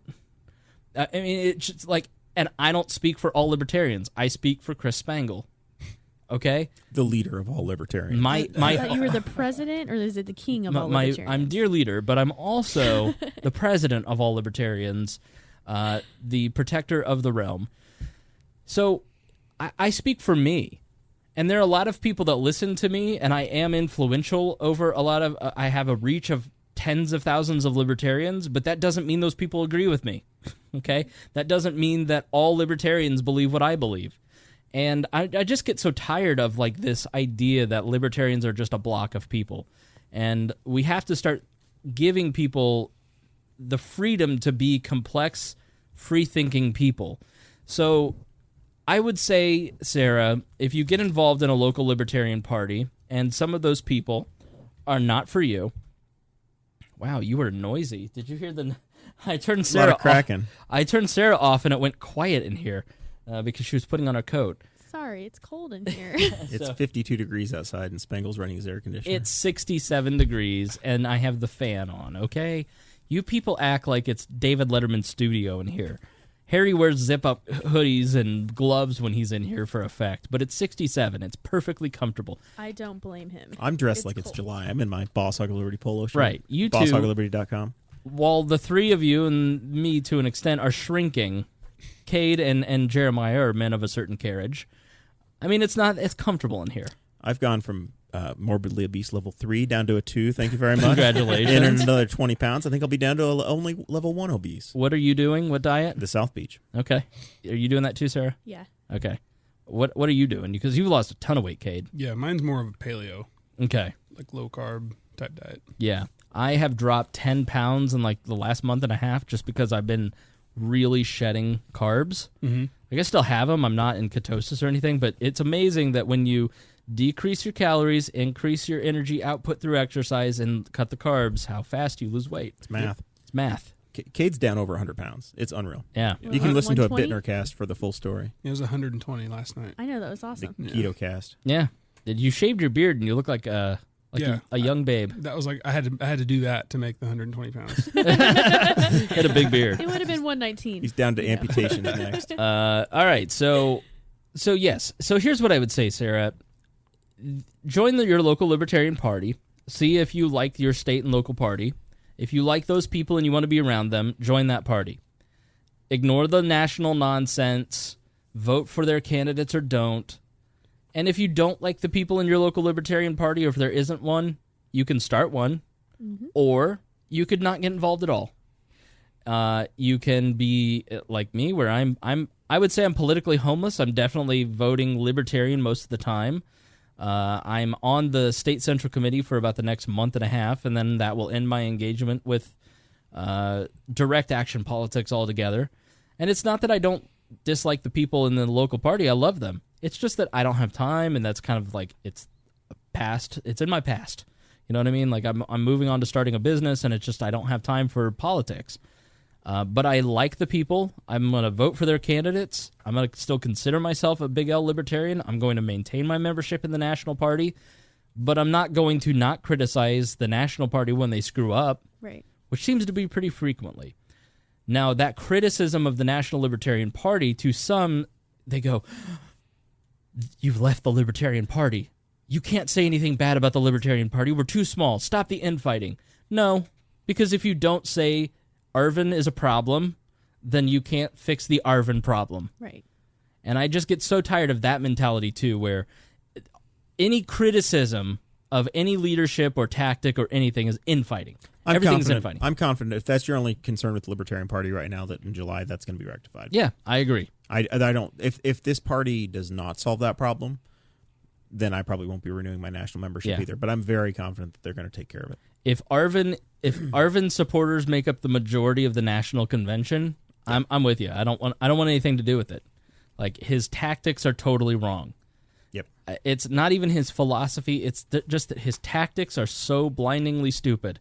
Yes. That I can't support it. Yeah, they're a cyanide pill to the rest of the candidates. Yep. Well, and I think the biggest problem, which I know most of you guys that I've talked to about this agree, but it's just that there's nothing wrong with having an opinion on something, but the way that you say it and the disrespect that he uses toward other human beings is what ultimately just completely turns me off of him altogether, even though some of his points I agree with. Yeah. But there are other things that I'm just like, you're not going to get people to agree with you because of the way you say it. Right.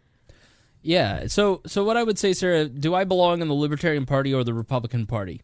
Both. You don't have to choose. I vote Democrat, Libertarian, and Republican every cycle. Me too. When I was a Republican, I voted only Republicans, and it was a point of pride that I never voted for anyone but a Republican. And then I joined the Libertarian Party, and I started voting for multiple parties because I found that other people in other parties had different values that I identified with. Mm-hmm. And I didn't have to just be part of that team anymore. I could vote my principles. And that's one of the best parts about being a libertarian is freeing it up. Like, you look at this Pennsylvania election that just happened where the libertarian's getting scorched for losing the election because he got 0.3%, and it was enough. It was, quote-unquote, enough to swing the election to the Democrat. Because all of those libertarian votes would have definitely gone to the Republican. Exactly. The reality is that Democrats were incredibly excited about a candidate who was pro-coal in coal country, pro-gun, who was pro-gun, who was personally pro-life, even though he supported some abortion. I think he was a veteran. He was a veteran. He was likable and exciting, young, and the handsome. Republicans ran somebody that was nowhere near an acceptable. He spent candidate. like $50 million. Now, on the other hand, the Republican was pro-right to work in the middle of Union country in Pennsylvania. He was a terrible candidate. He was unlikable, and 20% of Republican voters stayed home. And you remember the West Wing? You watched the West Wing. Yeah. They talked about when there was a special election and Sam Seaborn was in the special election. Mm-hmm. You got the A game. There were no other elections going on. Right. So the absolute best Republican and Democrat top shelf strategists were working that race. Yep. It's not the typical generic, it's like your 4th District Indiana Congress where it's an open seat and Todd Rokita is not running again. Right. It got the absolute attention of every top Politico. Yep. It's not as much of a And a landslide, Republicans are in deep trouble as it's a specific election, and this is what happened this time. Yeah, the Democrats had a better candidate selection, and the Republicans had a terrible candidate selection, and so their people didn't show up. That's not the Libertarians' fault, and it's not the fault of the people that voted their conscience. I didn't get a response, but I politely said to Libertarian Laura, Liberty Laura, I don't know, she's very popular with our Facebook crowd, and I follow her on Instagram, and she, a libertarian, was mocking the libertarian voters, saying this is why people don't like the Libertarian Party.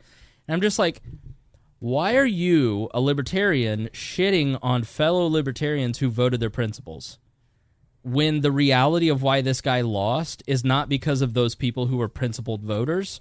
It was because the Republicans sucked. They spent $10 million on a guy, a record number for that district, and still lost, versus a candidate who I think he had 50 million, or I heard some crazy number, but I haven't fact-checked that.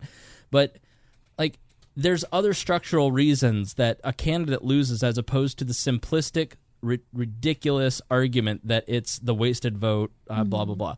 It's not why he lost.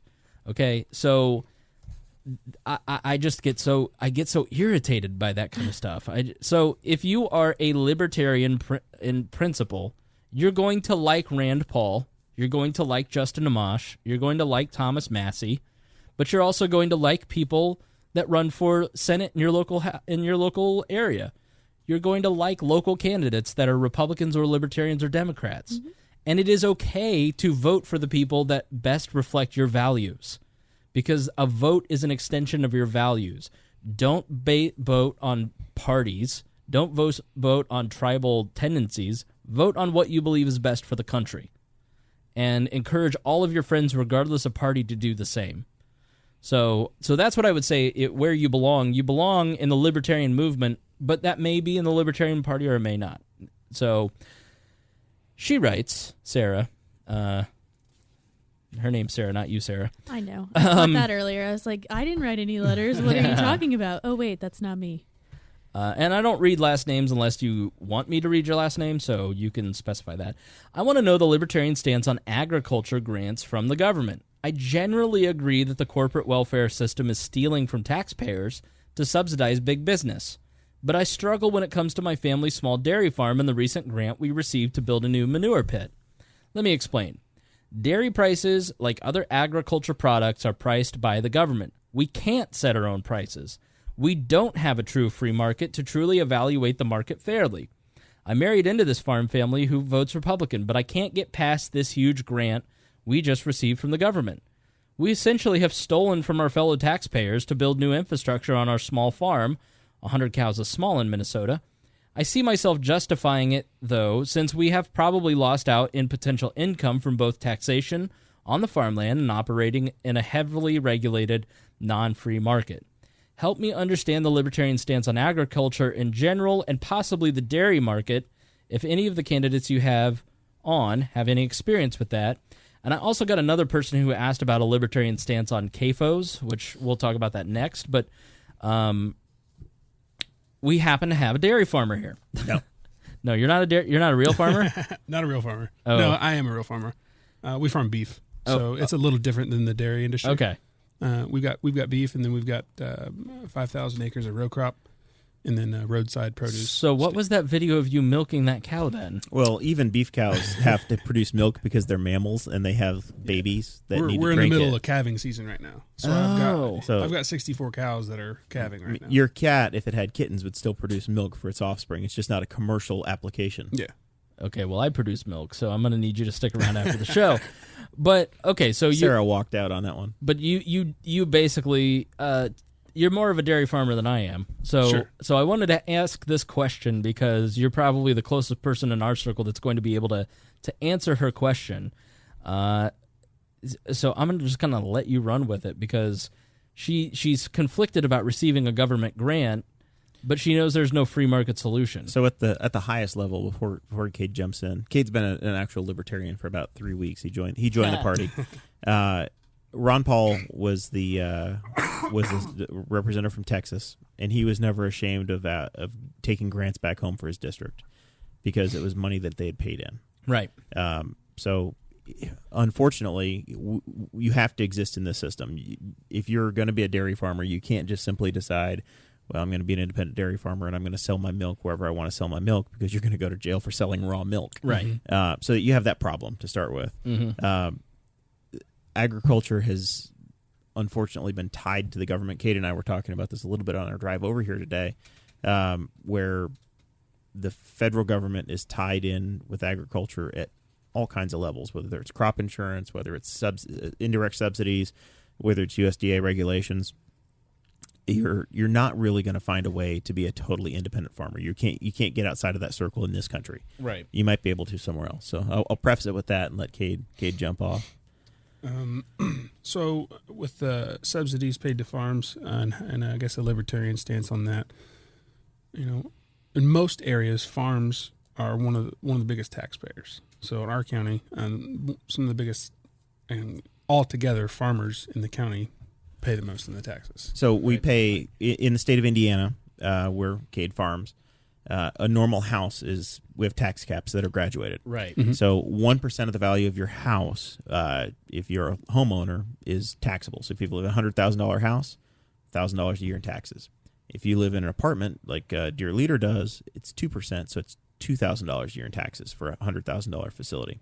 If you're a farmer and you have $100,000 worth of ground, you're paying $3,000. And property includes your combines and all the equipment too, doesn't it? Yeah, but we're just talking about land here. But it's but you're also paying property taxes on your structures. Yes. Yeah. So you've got a massive outlay. Before, we were talking just in round numbers. If you had, I don't know, 1,000 acres at $3, and you're paying and you valued at $5,000 an acre or whatever, you've got a massive. We're taxed at every corner. So, and sometimes even double taxed. And in my opinion, the inheritance tax is also a double taxation. But when it comes down to it, my farm, I know there's been years that we've paid $500,000 in taxes. Jeez. Yeah.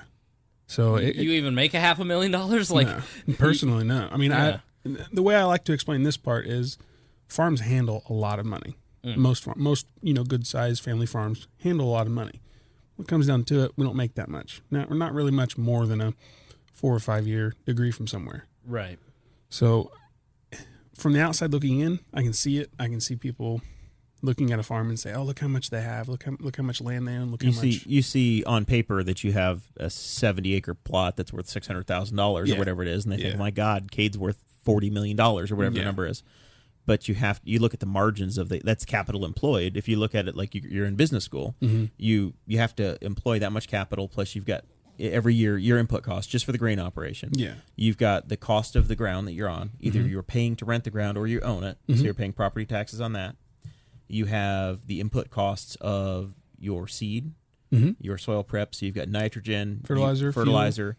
You've got fuel to actually apply. You've got, for a single field, so say we're doing corn, how many times do you have to go through that field? About 7 times? Yeah. I mean, what that would be my guess. Yeah, in a year to produce, So between drilling your 2 to 3 applications of product, and then you come back through and harvest, and then you may till it back under. Yep. So 6 to 7 times. So you've got fuel for every one of those times, plus your wages, plus freight, because you have to get to market. Yeah, we employ 3 guys full time at my farm. So what kind of farming do you do?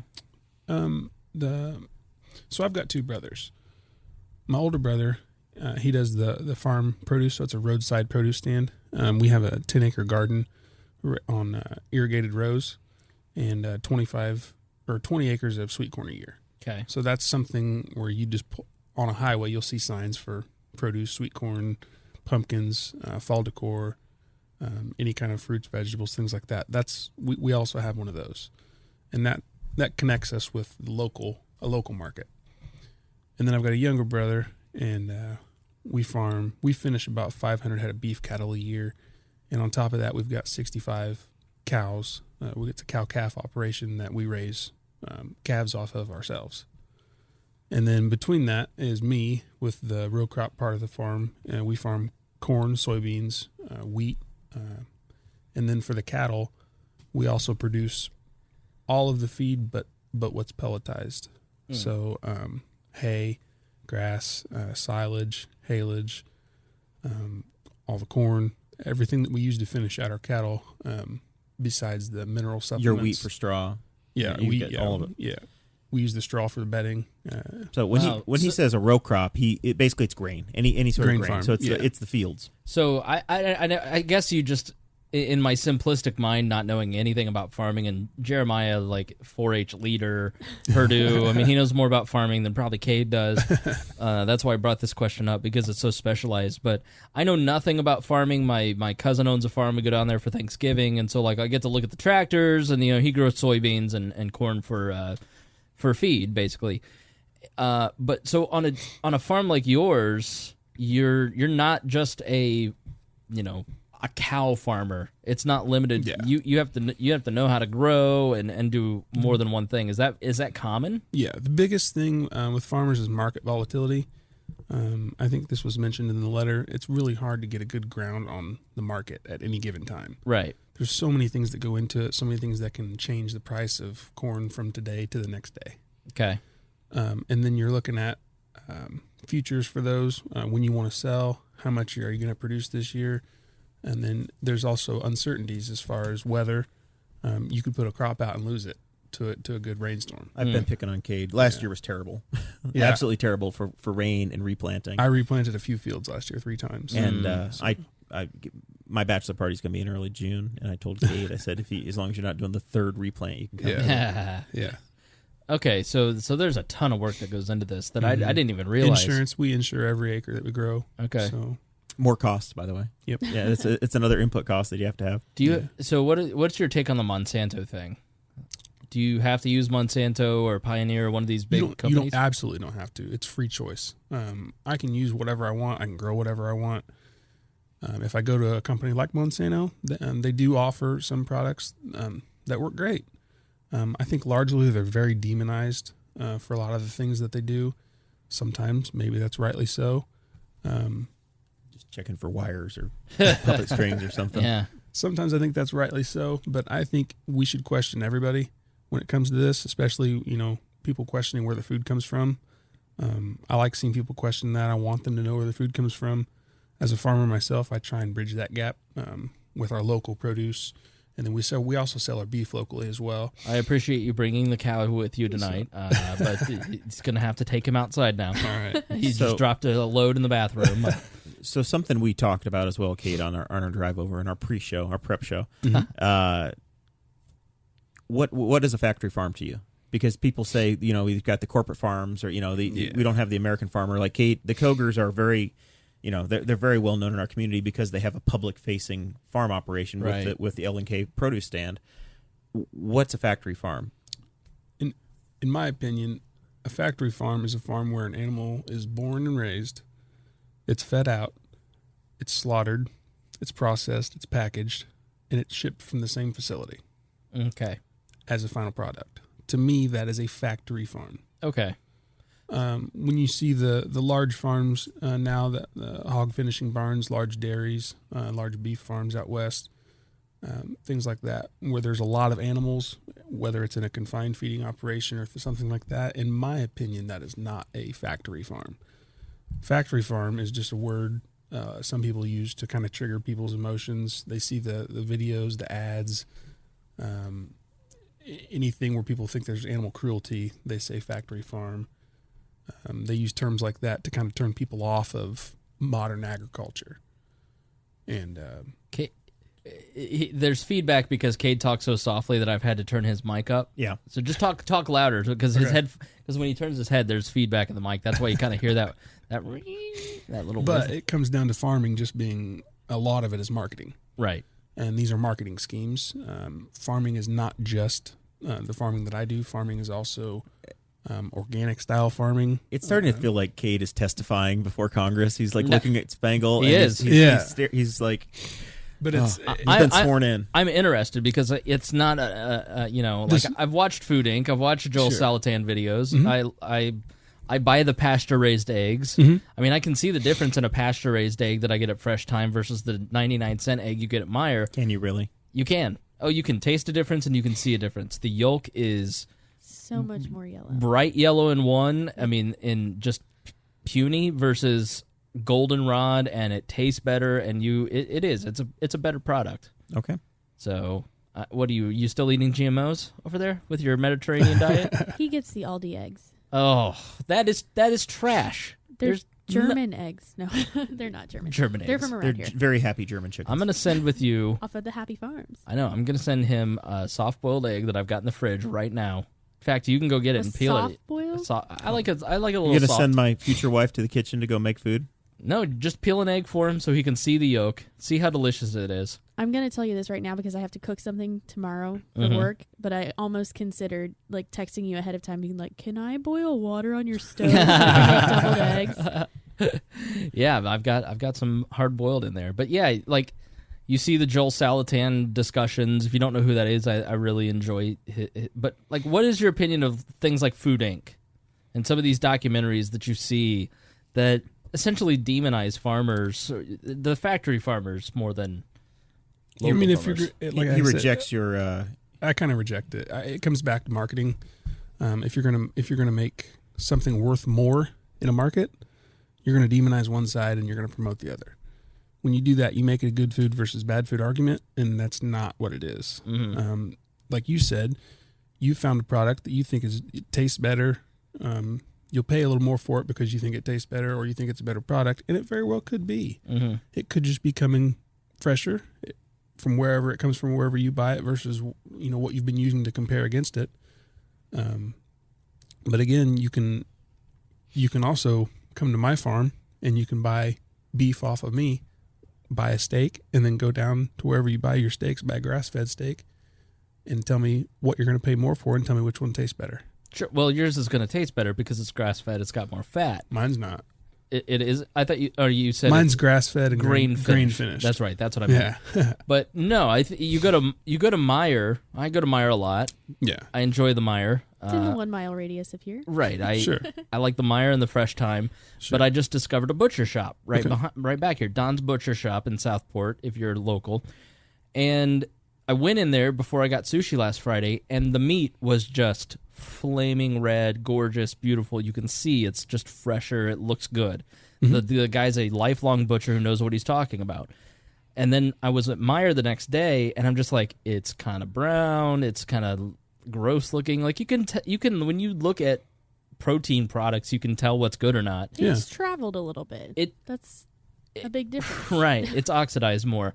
I don't care if you're not an organic farmer. Like, I'd rather buy beef from you because I know where that food's coming from. Mm-hmm. I know you take care of your product. Mm-hmm. Yeah. Versus, I don't know where this thing came from. And that's why I like being a farmer, because I know I take good care of my animals. Right. I'm not what they show on TV on Food Inc. Right. Farmers have all the incentive in the world to take care of their animals. Sure. They want absolutely the most well taken care of and happy animals, because they're the ones that are going to take that grain and convert it in the fastest amount of time from your grain input to your finished product. Sure. And the faster and the healthier they are and the happier they are, the better profit he's going to have. Yeah. Mm-hmm. They have and it's a market thing. Everything libertarianism is always about markets. The market tells you that you want to get to market as quickly as you can and as effectively as you can, and you do that with a healthy and happy animal. happy animals. Yeah.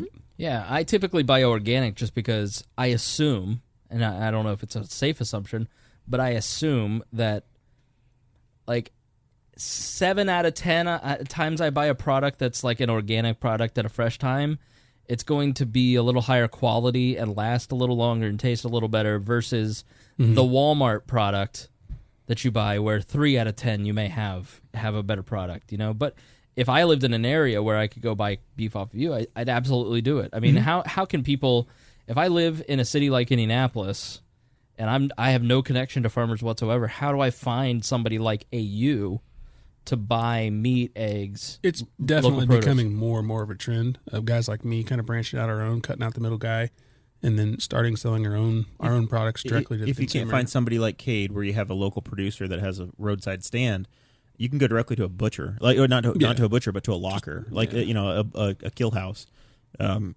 I don't know if you've seen my freezer, but I don't have room for 800 pounds of meat. You don't have to buy the whole side of cow or whole quarter of a cow. You can go up and just buy 4 cuts. And some places will let you buy the half a cow or quarter of a cow, whatever you get, and they'll let you store it there for a fee. Oh, cool. So that's what one of the butchers that's in my hometown, that's what they do. And so I know several people who bought, a half a cow for the year, and they'll go pick up, once a month, they'll go pick up a few cuts to take home because they don't have the freezer space. Cool. Yep. You've got options. Oh, yeah. So let's talk about this CAFO thing a little bit. That was the next part of the question. We didn't really right? answer the dairy part. So the grants. And this is more of a universal question. It's not just about agriculture. I talk to people all the time that message me and say, I'm a libertarian, but can I still be a libertarian because I accept X? I have 125 library books checked out over there. I do that because I pay for the library. I'm going to go use it. I'm going to use it to feed my libertarian podcast to take them down. I mean, and there are people who are like, I don't want to go to the library because it's a government-run institution. I should do this X, Y, and Z in this way. I know people who are on food stamps and they go, I don't think that I should be allowed to do this and still be a libertarian. I feel conflicted about this. Or I work in an industry as a teacher. And I think grants for farming and some of this stuff, it's the same principle. And I know that this isn't the most pure stance, but it's practical. The people that listen to this podcast and like our Facebook page, like if you go in the back end and look at the analytics of the people that like our page, the number one group of people that like the We Are Libertarians Facebook page are soldiers. Next is accountants. Teachers are up there. Government employees are in the top 5. And it's because the people that interact with the government on a daily basis and depend on it for their living go, something's not right here, and I don't want to do this. I don't like the system. What's a better way? The reality is that we are 250 years into a system that, while better than most, is still imperfect and is growing more and more economically imperfect and away from the capitalistic principles that made America great. So there's going to be these conflicts, because if you hold to a pure libertarian philosophy, or even let's just say you're a dirty, filthy minarchist like myself who says the Constitution as written in this modern day and age is radical and libertarian, and that's as good as we can get. We need to monopolize the force at this low level. I need to be a minarchist. I know that's blasphemy to some of you anarcho-capitalists, but we're so far from that, and we're in a system where in our lifetime we're not going to see radical changes back to some of these things. You fight for the things that you believe in. You advocate to move us to a better system. You engage in the system that you're in and point out the things that don't work, but you still have to live. You still have to participate in some things. And I mean, if you're as wildly pure as Roger Paxton of the Lava Flow, and you move to New Hampshire and you're off the grid and you're only using Dash Coin to buy your groceries, more power to you. But that's not realistic for most people. Most people still have to make a living, like Sarah does with the block grants for her farm. Yeah, I don't know the specifics, and the dairy industry in the last month has become very, at least in the ag community, it's been very apparent. They're in a massive struggle. Milk prices at the grocery store are very low for you, which is great, I suppose. Right. It's a lot like when we killed half the beef cattle herds, and beef prices went through the floor for a minute because we couldn't afford to. We had droughts, and we got rid of a bunch of cows, and the beef prices went back up. Right now, dairy, there's an oversupply of milk.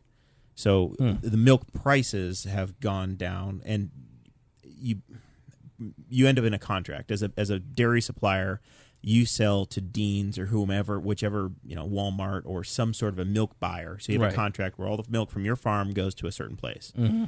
Your cows are in season for 10 months or a year, so they're going to milk. And we have prices that go up and down, or supply and demand goes up and down. Well, they're going to produce the same amount of milk every day. At this point, dairy production, we have a milk surplus. So pricing has gone down to the point where now these milk purchasing companies are canceling contracts on producers. So now all of a sudden you don't have a market for your milk. So if you were selling for your milk for $1 a gallon, all of a sudden you've got nowhere to go with it at all. It's just and then you have a crisis or a disaster.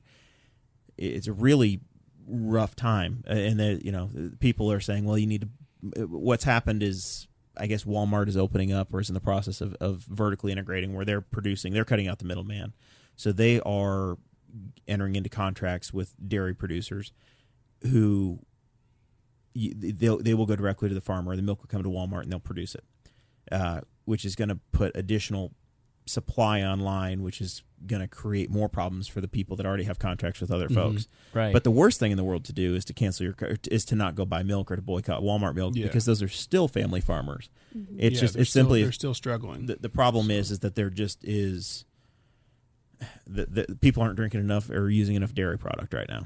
Big almond, I blame them. Yeah, blame the almond and the soy milk. I have a tit on an almond. Exactly.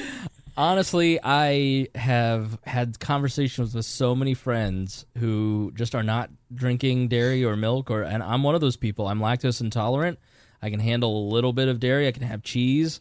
I can have a little bit of ice cream, a very small amount. But I had a pizza 2 weeks ago that completely crippled me, for a day and a half, because it was just so much dairy, and I think it's the keto lifestyle and some of the people moving into, I'm moving away from gluten and dairy and into more natural, beef, plant-based, meat-based.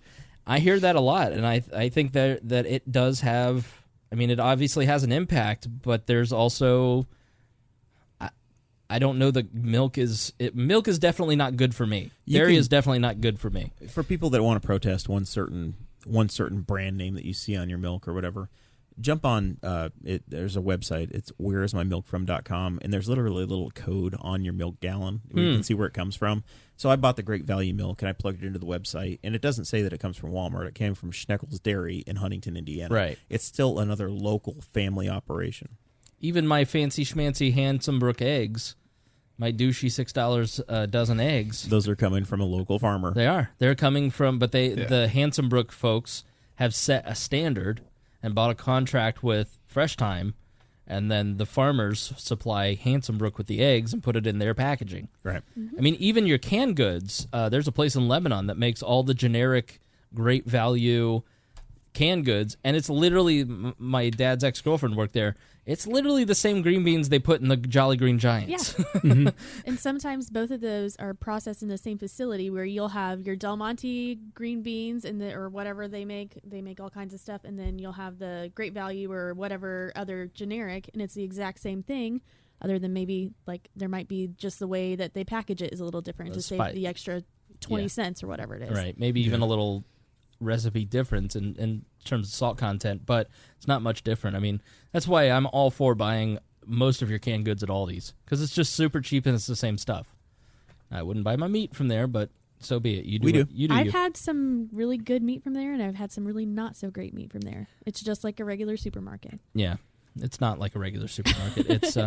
It's trash. All you have to do is take a quarter, and you're fine. Every episode is just Aldi start Cast. coming to L&K Produce and buying my meat.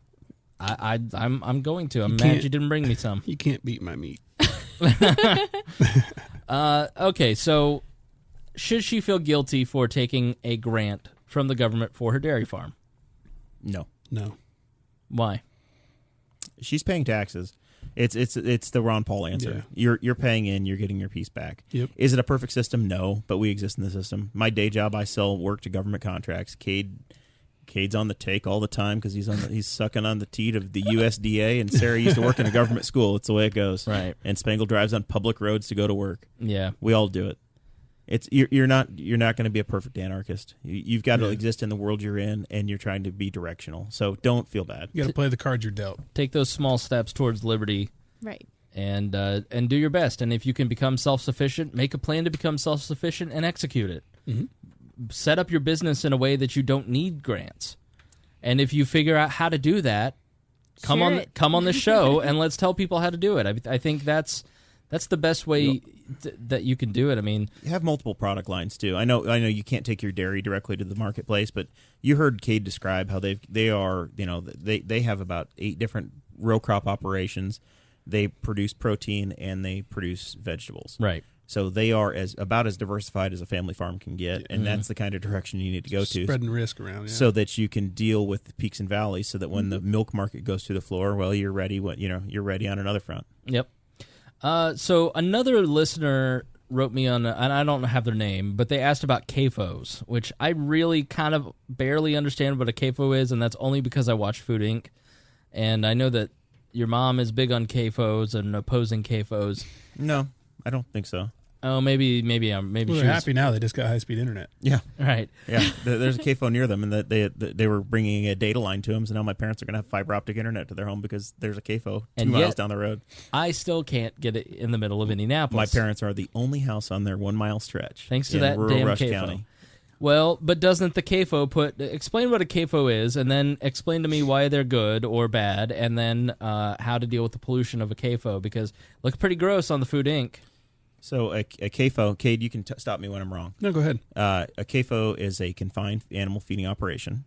Some people will call it a CFO, confined animal, a CAFO, CFO, or they drop a letter because sometimes there's depending upon the number of animals you have, it becomes a confined animal feeding or confined feeding operation. Mm-hmm. I think it has to do with whether or not they have a manure pit or whatever. Okay. Which is what you do with the refuse. Okay. So if you have that many animals, you're obviously putting inputs in, you got outputs coming out. Sure. So you've got to deal with a manure lagoon. So you literally have liquid waste that comes out, and then it gets turned into fertilizer. So that can produce an odor or a smell. And then typically what happens is it gets hauled off or applied by the owner into their fields, and it gets incorporated in the ground. So it goes back in. Instead of having to buy fertilizer like Cade would, you can go ahead and use the fertilizer that comes out of those fields, out of your operation, and then it's just another input back in. Your CAFO shit pit. Exactly. Yep. And they, friends of ours, we got friends that are on Snapchat, and farmers have a lot of time on their hands. So you get to see it. Make some friends with farmers and watch their Snapchat. You get to see what they're doing all day because they got nothing better to do. So Cade's friend Nick was churning his shit pit today. They've got a big old irrigator that literally just turns over the liquid so that it does whatever it does. The bacteria works properly. So essentially all the CAFO stuff, how it was leaking into local rivers and polluting the toxic waste from the cows and all this was polluting local rivers. I mean, is that like a scare tactic on the Food Inc. part, or is that something that genuinely happens? So it can happen, and it's a matter of farmers being responsible, choosing appropriate locations. Kate and I had this discussion. There's a southeastern Indiana. There's a major reservoir. Brookville Reservoir is the probably the second or third largest reservoir in the state of Indiana. Beautiful. Great spot. There is a proposed CAFO about a mile off of that, and it's not far from a stream that leads into the reservoir. So some of the local people are saying, hey, this is not a good idea to locate this there.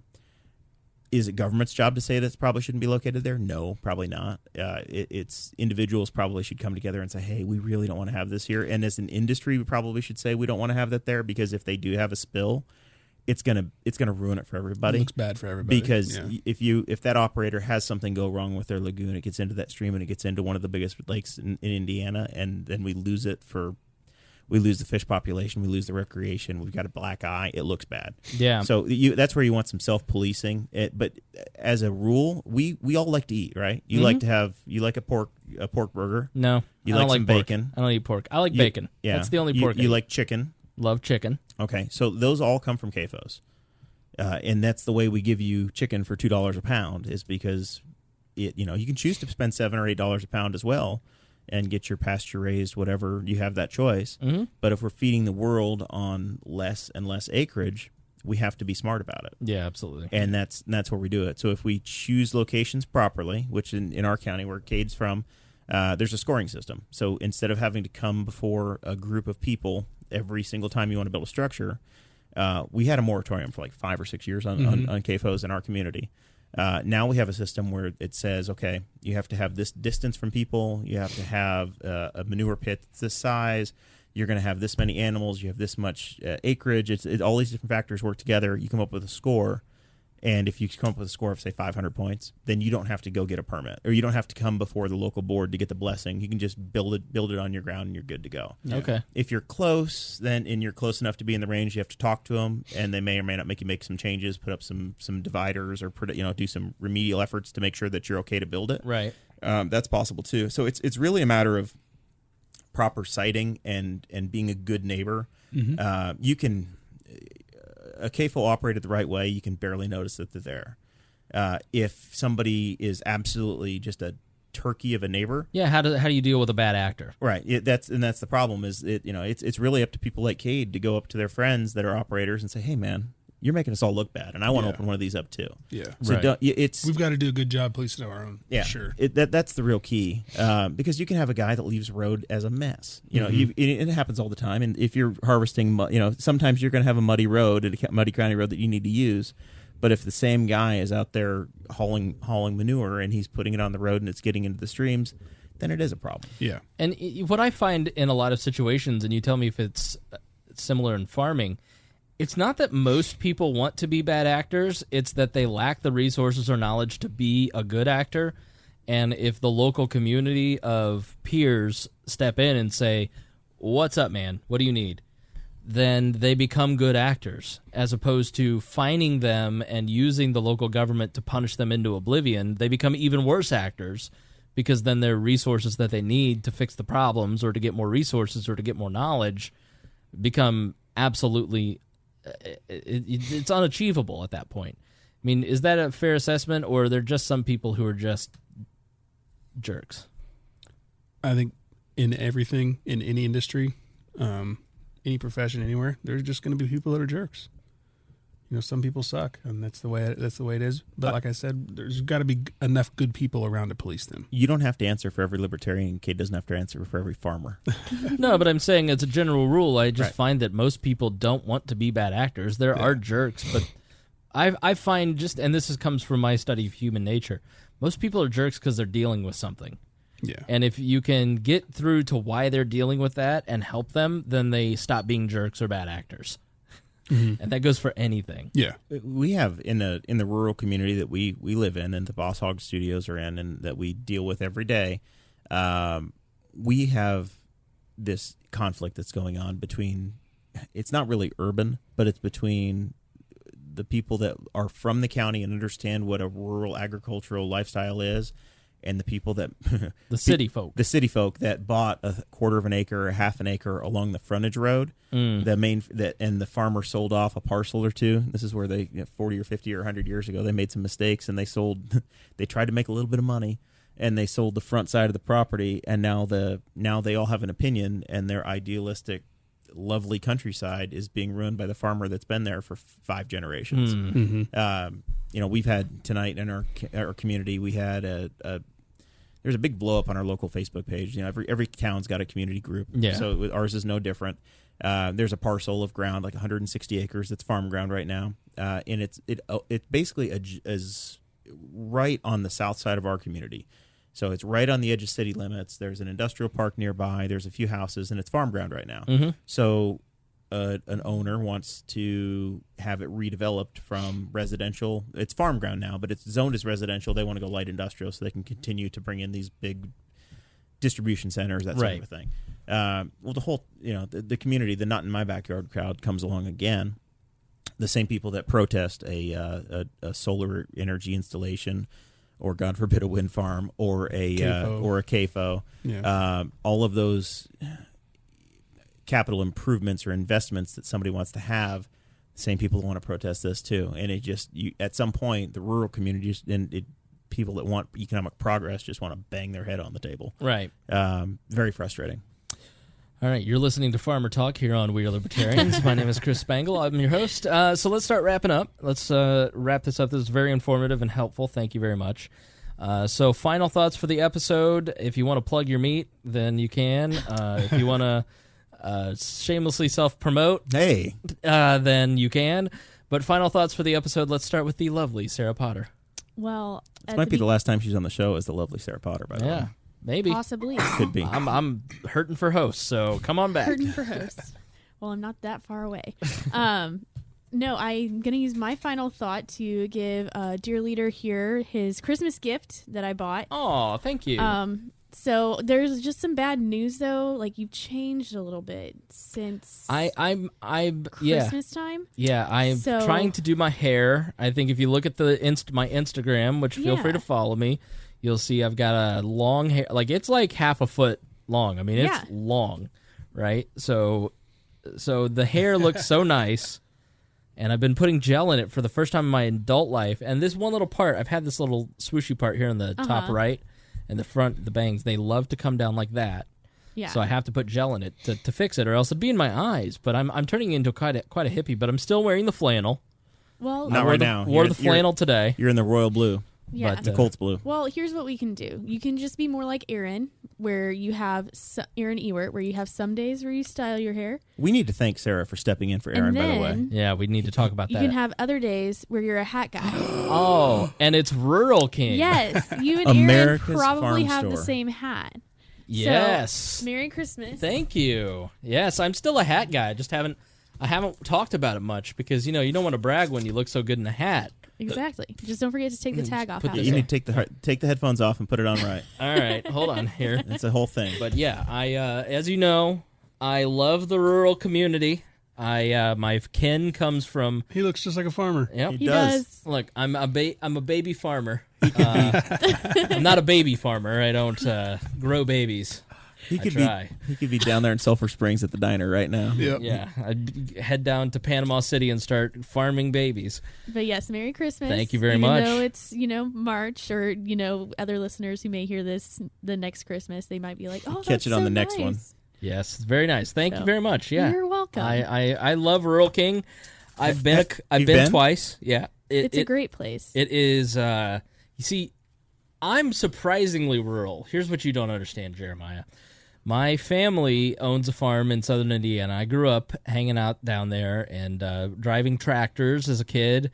And I hung out in Martinsville in high school, went to the Rural King. They have everything at Rural King. I'm pretty sure that Rural King hat came from the Martinsville Rural King. Yes. Well, why are you not sure? Where did this hat come from? Well, I've been to the Greenwood one now, so I don't. And the Newcastle one. And the Newcastle one. She gets to a lot. She gets around to a lot. I get around to the Rural King. Wait, there's a Greenwood Rural King now? Yes, it's off of 31 and wherever where like the middle school and high school are. Where the old marsh is. Very close to that. Yeah. Yeah. Okay. Excellent. I'm gonna have to go check that out. Yes, I got some local soap while I was there, and I'm excited to use it here pretty soon. Well, you need to. Do you buy your hydraulic oil over there? Your hydraulic fluid in the Rural King, Cade? Oh, I don't. I get mine through John Deere. Oh, of course you do. Ooh. Yeah. Thank you, Sarah. Aaron Ewert, our beloved Aaron Ewert, who you see that tape that says "Shut Up." That I got that like a year and a half ago as a joke. For when Aaron came on, because he never would shut up when he used to come on the program, and Aaron has not been here since then. So Aaron was going to come tonight.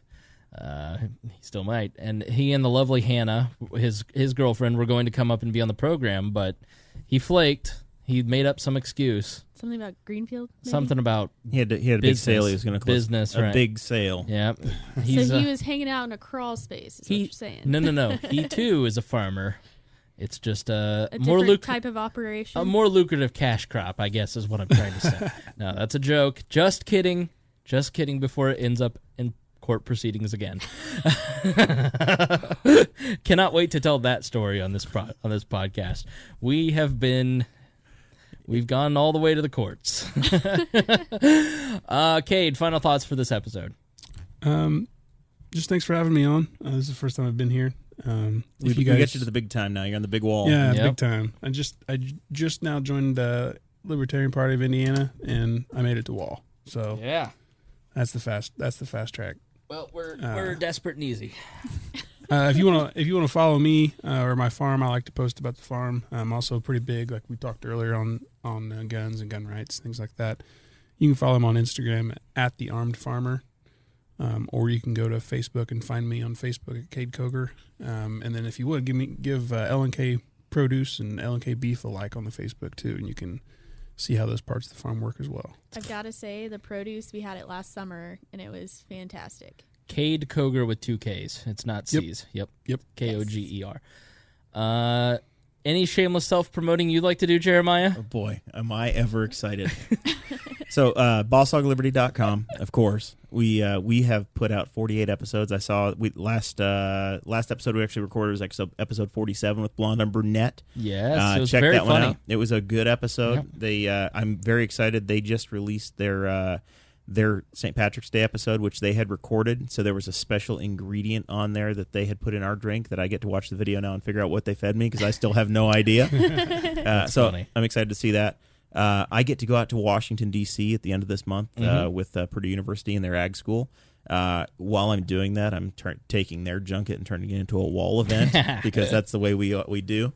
I'm going to get to go to Rockville, Maryland, and check out Beautiful Rockville, Maryland. I've never been to Maryland before. I'm excited. Rockville's Bring not back where some crab. Rockville's not where you want to start. It's very average. Well, it's the home of Washington D.C.'s ESPN. Yeah. So there's a guy named Steve Solomon up there who's running for county council. One of 45 guys running for county council, and I'm going to wow. go interview him with Boss Hog Podcast. Be on his podcast as well. A little shameless self cross promotion up there, so I'm excited about that. So Local Indiana podcasting meets local Washington, D.C. sports. I'm Everyone will be thrilled. So, what's the name of the podcast that you'll be on, other than the Boss Hog of Liberty? well, he's a part of SB Nation AM. I'm not sure what he calls his own. It's a premium podcast. You literally have to pay to subscribe to get Solly's podcast. Oh man! But it's Steve Solomon from SB Nation AM, and then ESPN 980 in the afternoons with Steve Zabin on their ESPN. It's WTEM or something. So I'm excited about that. We've got a big series coming up on Boss Hog over the next month. We just finished up with our interview with Scott Fleener that went up live this week. U.S. Army veteran, 22-year-old kid, got medically injured and discharged from the Army. He was in South Korea, but he was over there up until January of this year. So really it was neat to hear from a veteran that was just serving. He was serving, and supporting Gary Johnson, by the way, during the election. The next few weeks, we are going to deep dive into local politics. So we are interviewing. We mentioned Butch Baker, who was a former sheriff. He's running for commissioner. We've got his opponent coming on. A couple of county council candidates, and then I think we've got Jonathan Lamb scheduled, who's running for 6th District Congress again.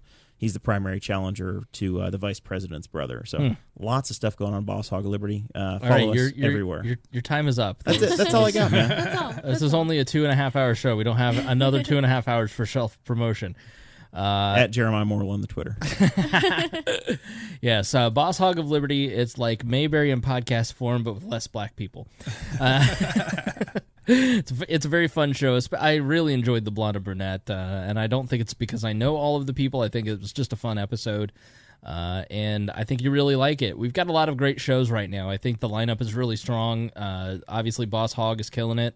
And the Brian Nichols show is just getting launched. It's got 10 episodes in, but Brian is doing a great job of interviewing a lot of interesting people, including Austin Peterson, hosting debates between progressives, conservatives, and himself as the libertarian on things like environmental issues.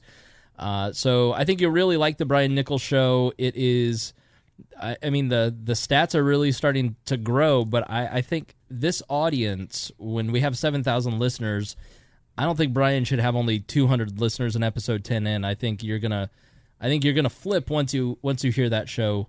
So go and check that out. Obviously, Miranda's World. Tad Talk is back. Tad's been adding some episodes. He's been more motivated to do podcasts since he was out at a bar, and somebody said, some bartender goes, "Aren't you Tad Western?" He's like, "Yeah, I listen to your podcast. Why'd you stop?" So he's been putting out episodes. He is. Give him all the crap you want, but he is a gifted podcaster. He's Tad can so spin funny. a story. He is funny. And right now he's out in Wichita, Kansas, getting stories. So I can't wait to hear his recap I was after excited Kansas. when I saw that there was a new one in the feed, and I was like, I didn't know that there's another one up right now, because it always makes it's a good easy listen whenever you listen to Chad. Yeah, like I tease Jer and the Boss Hog guys because they're a local podcast. They're building a local media outlet, but I think you'll find it interesting. I tease them for being hyper local, but Tad did like a whole series. Ted did a whole series on a bridge in Rockville Road in Avon, Indiana, that like maybe none of his listeners actually passed, but he was pissed off about it. It was like the most fascinating series ever.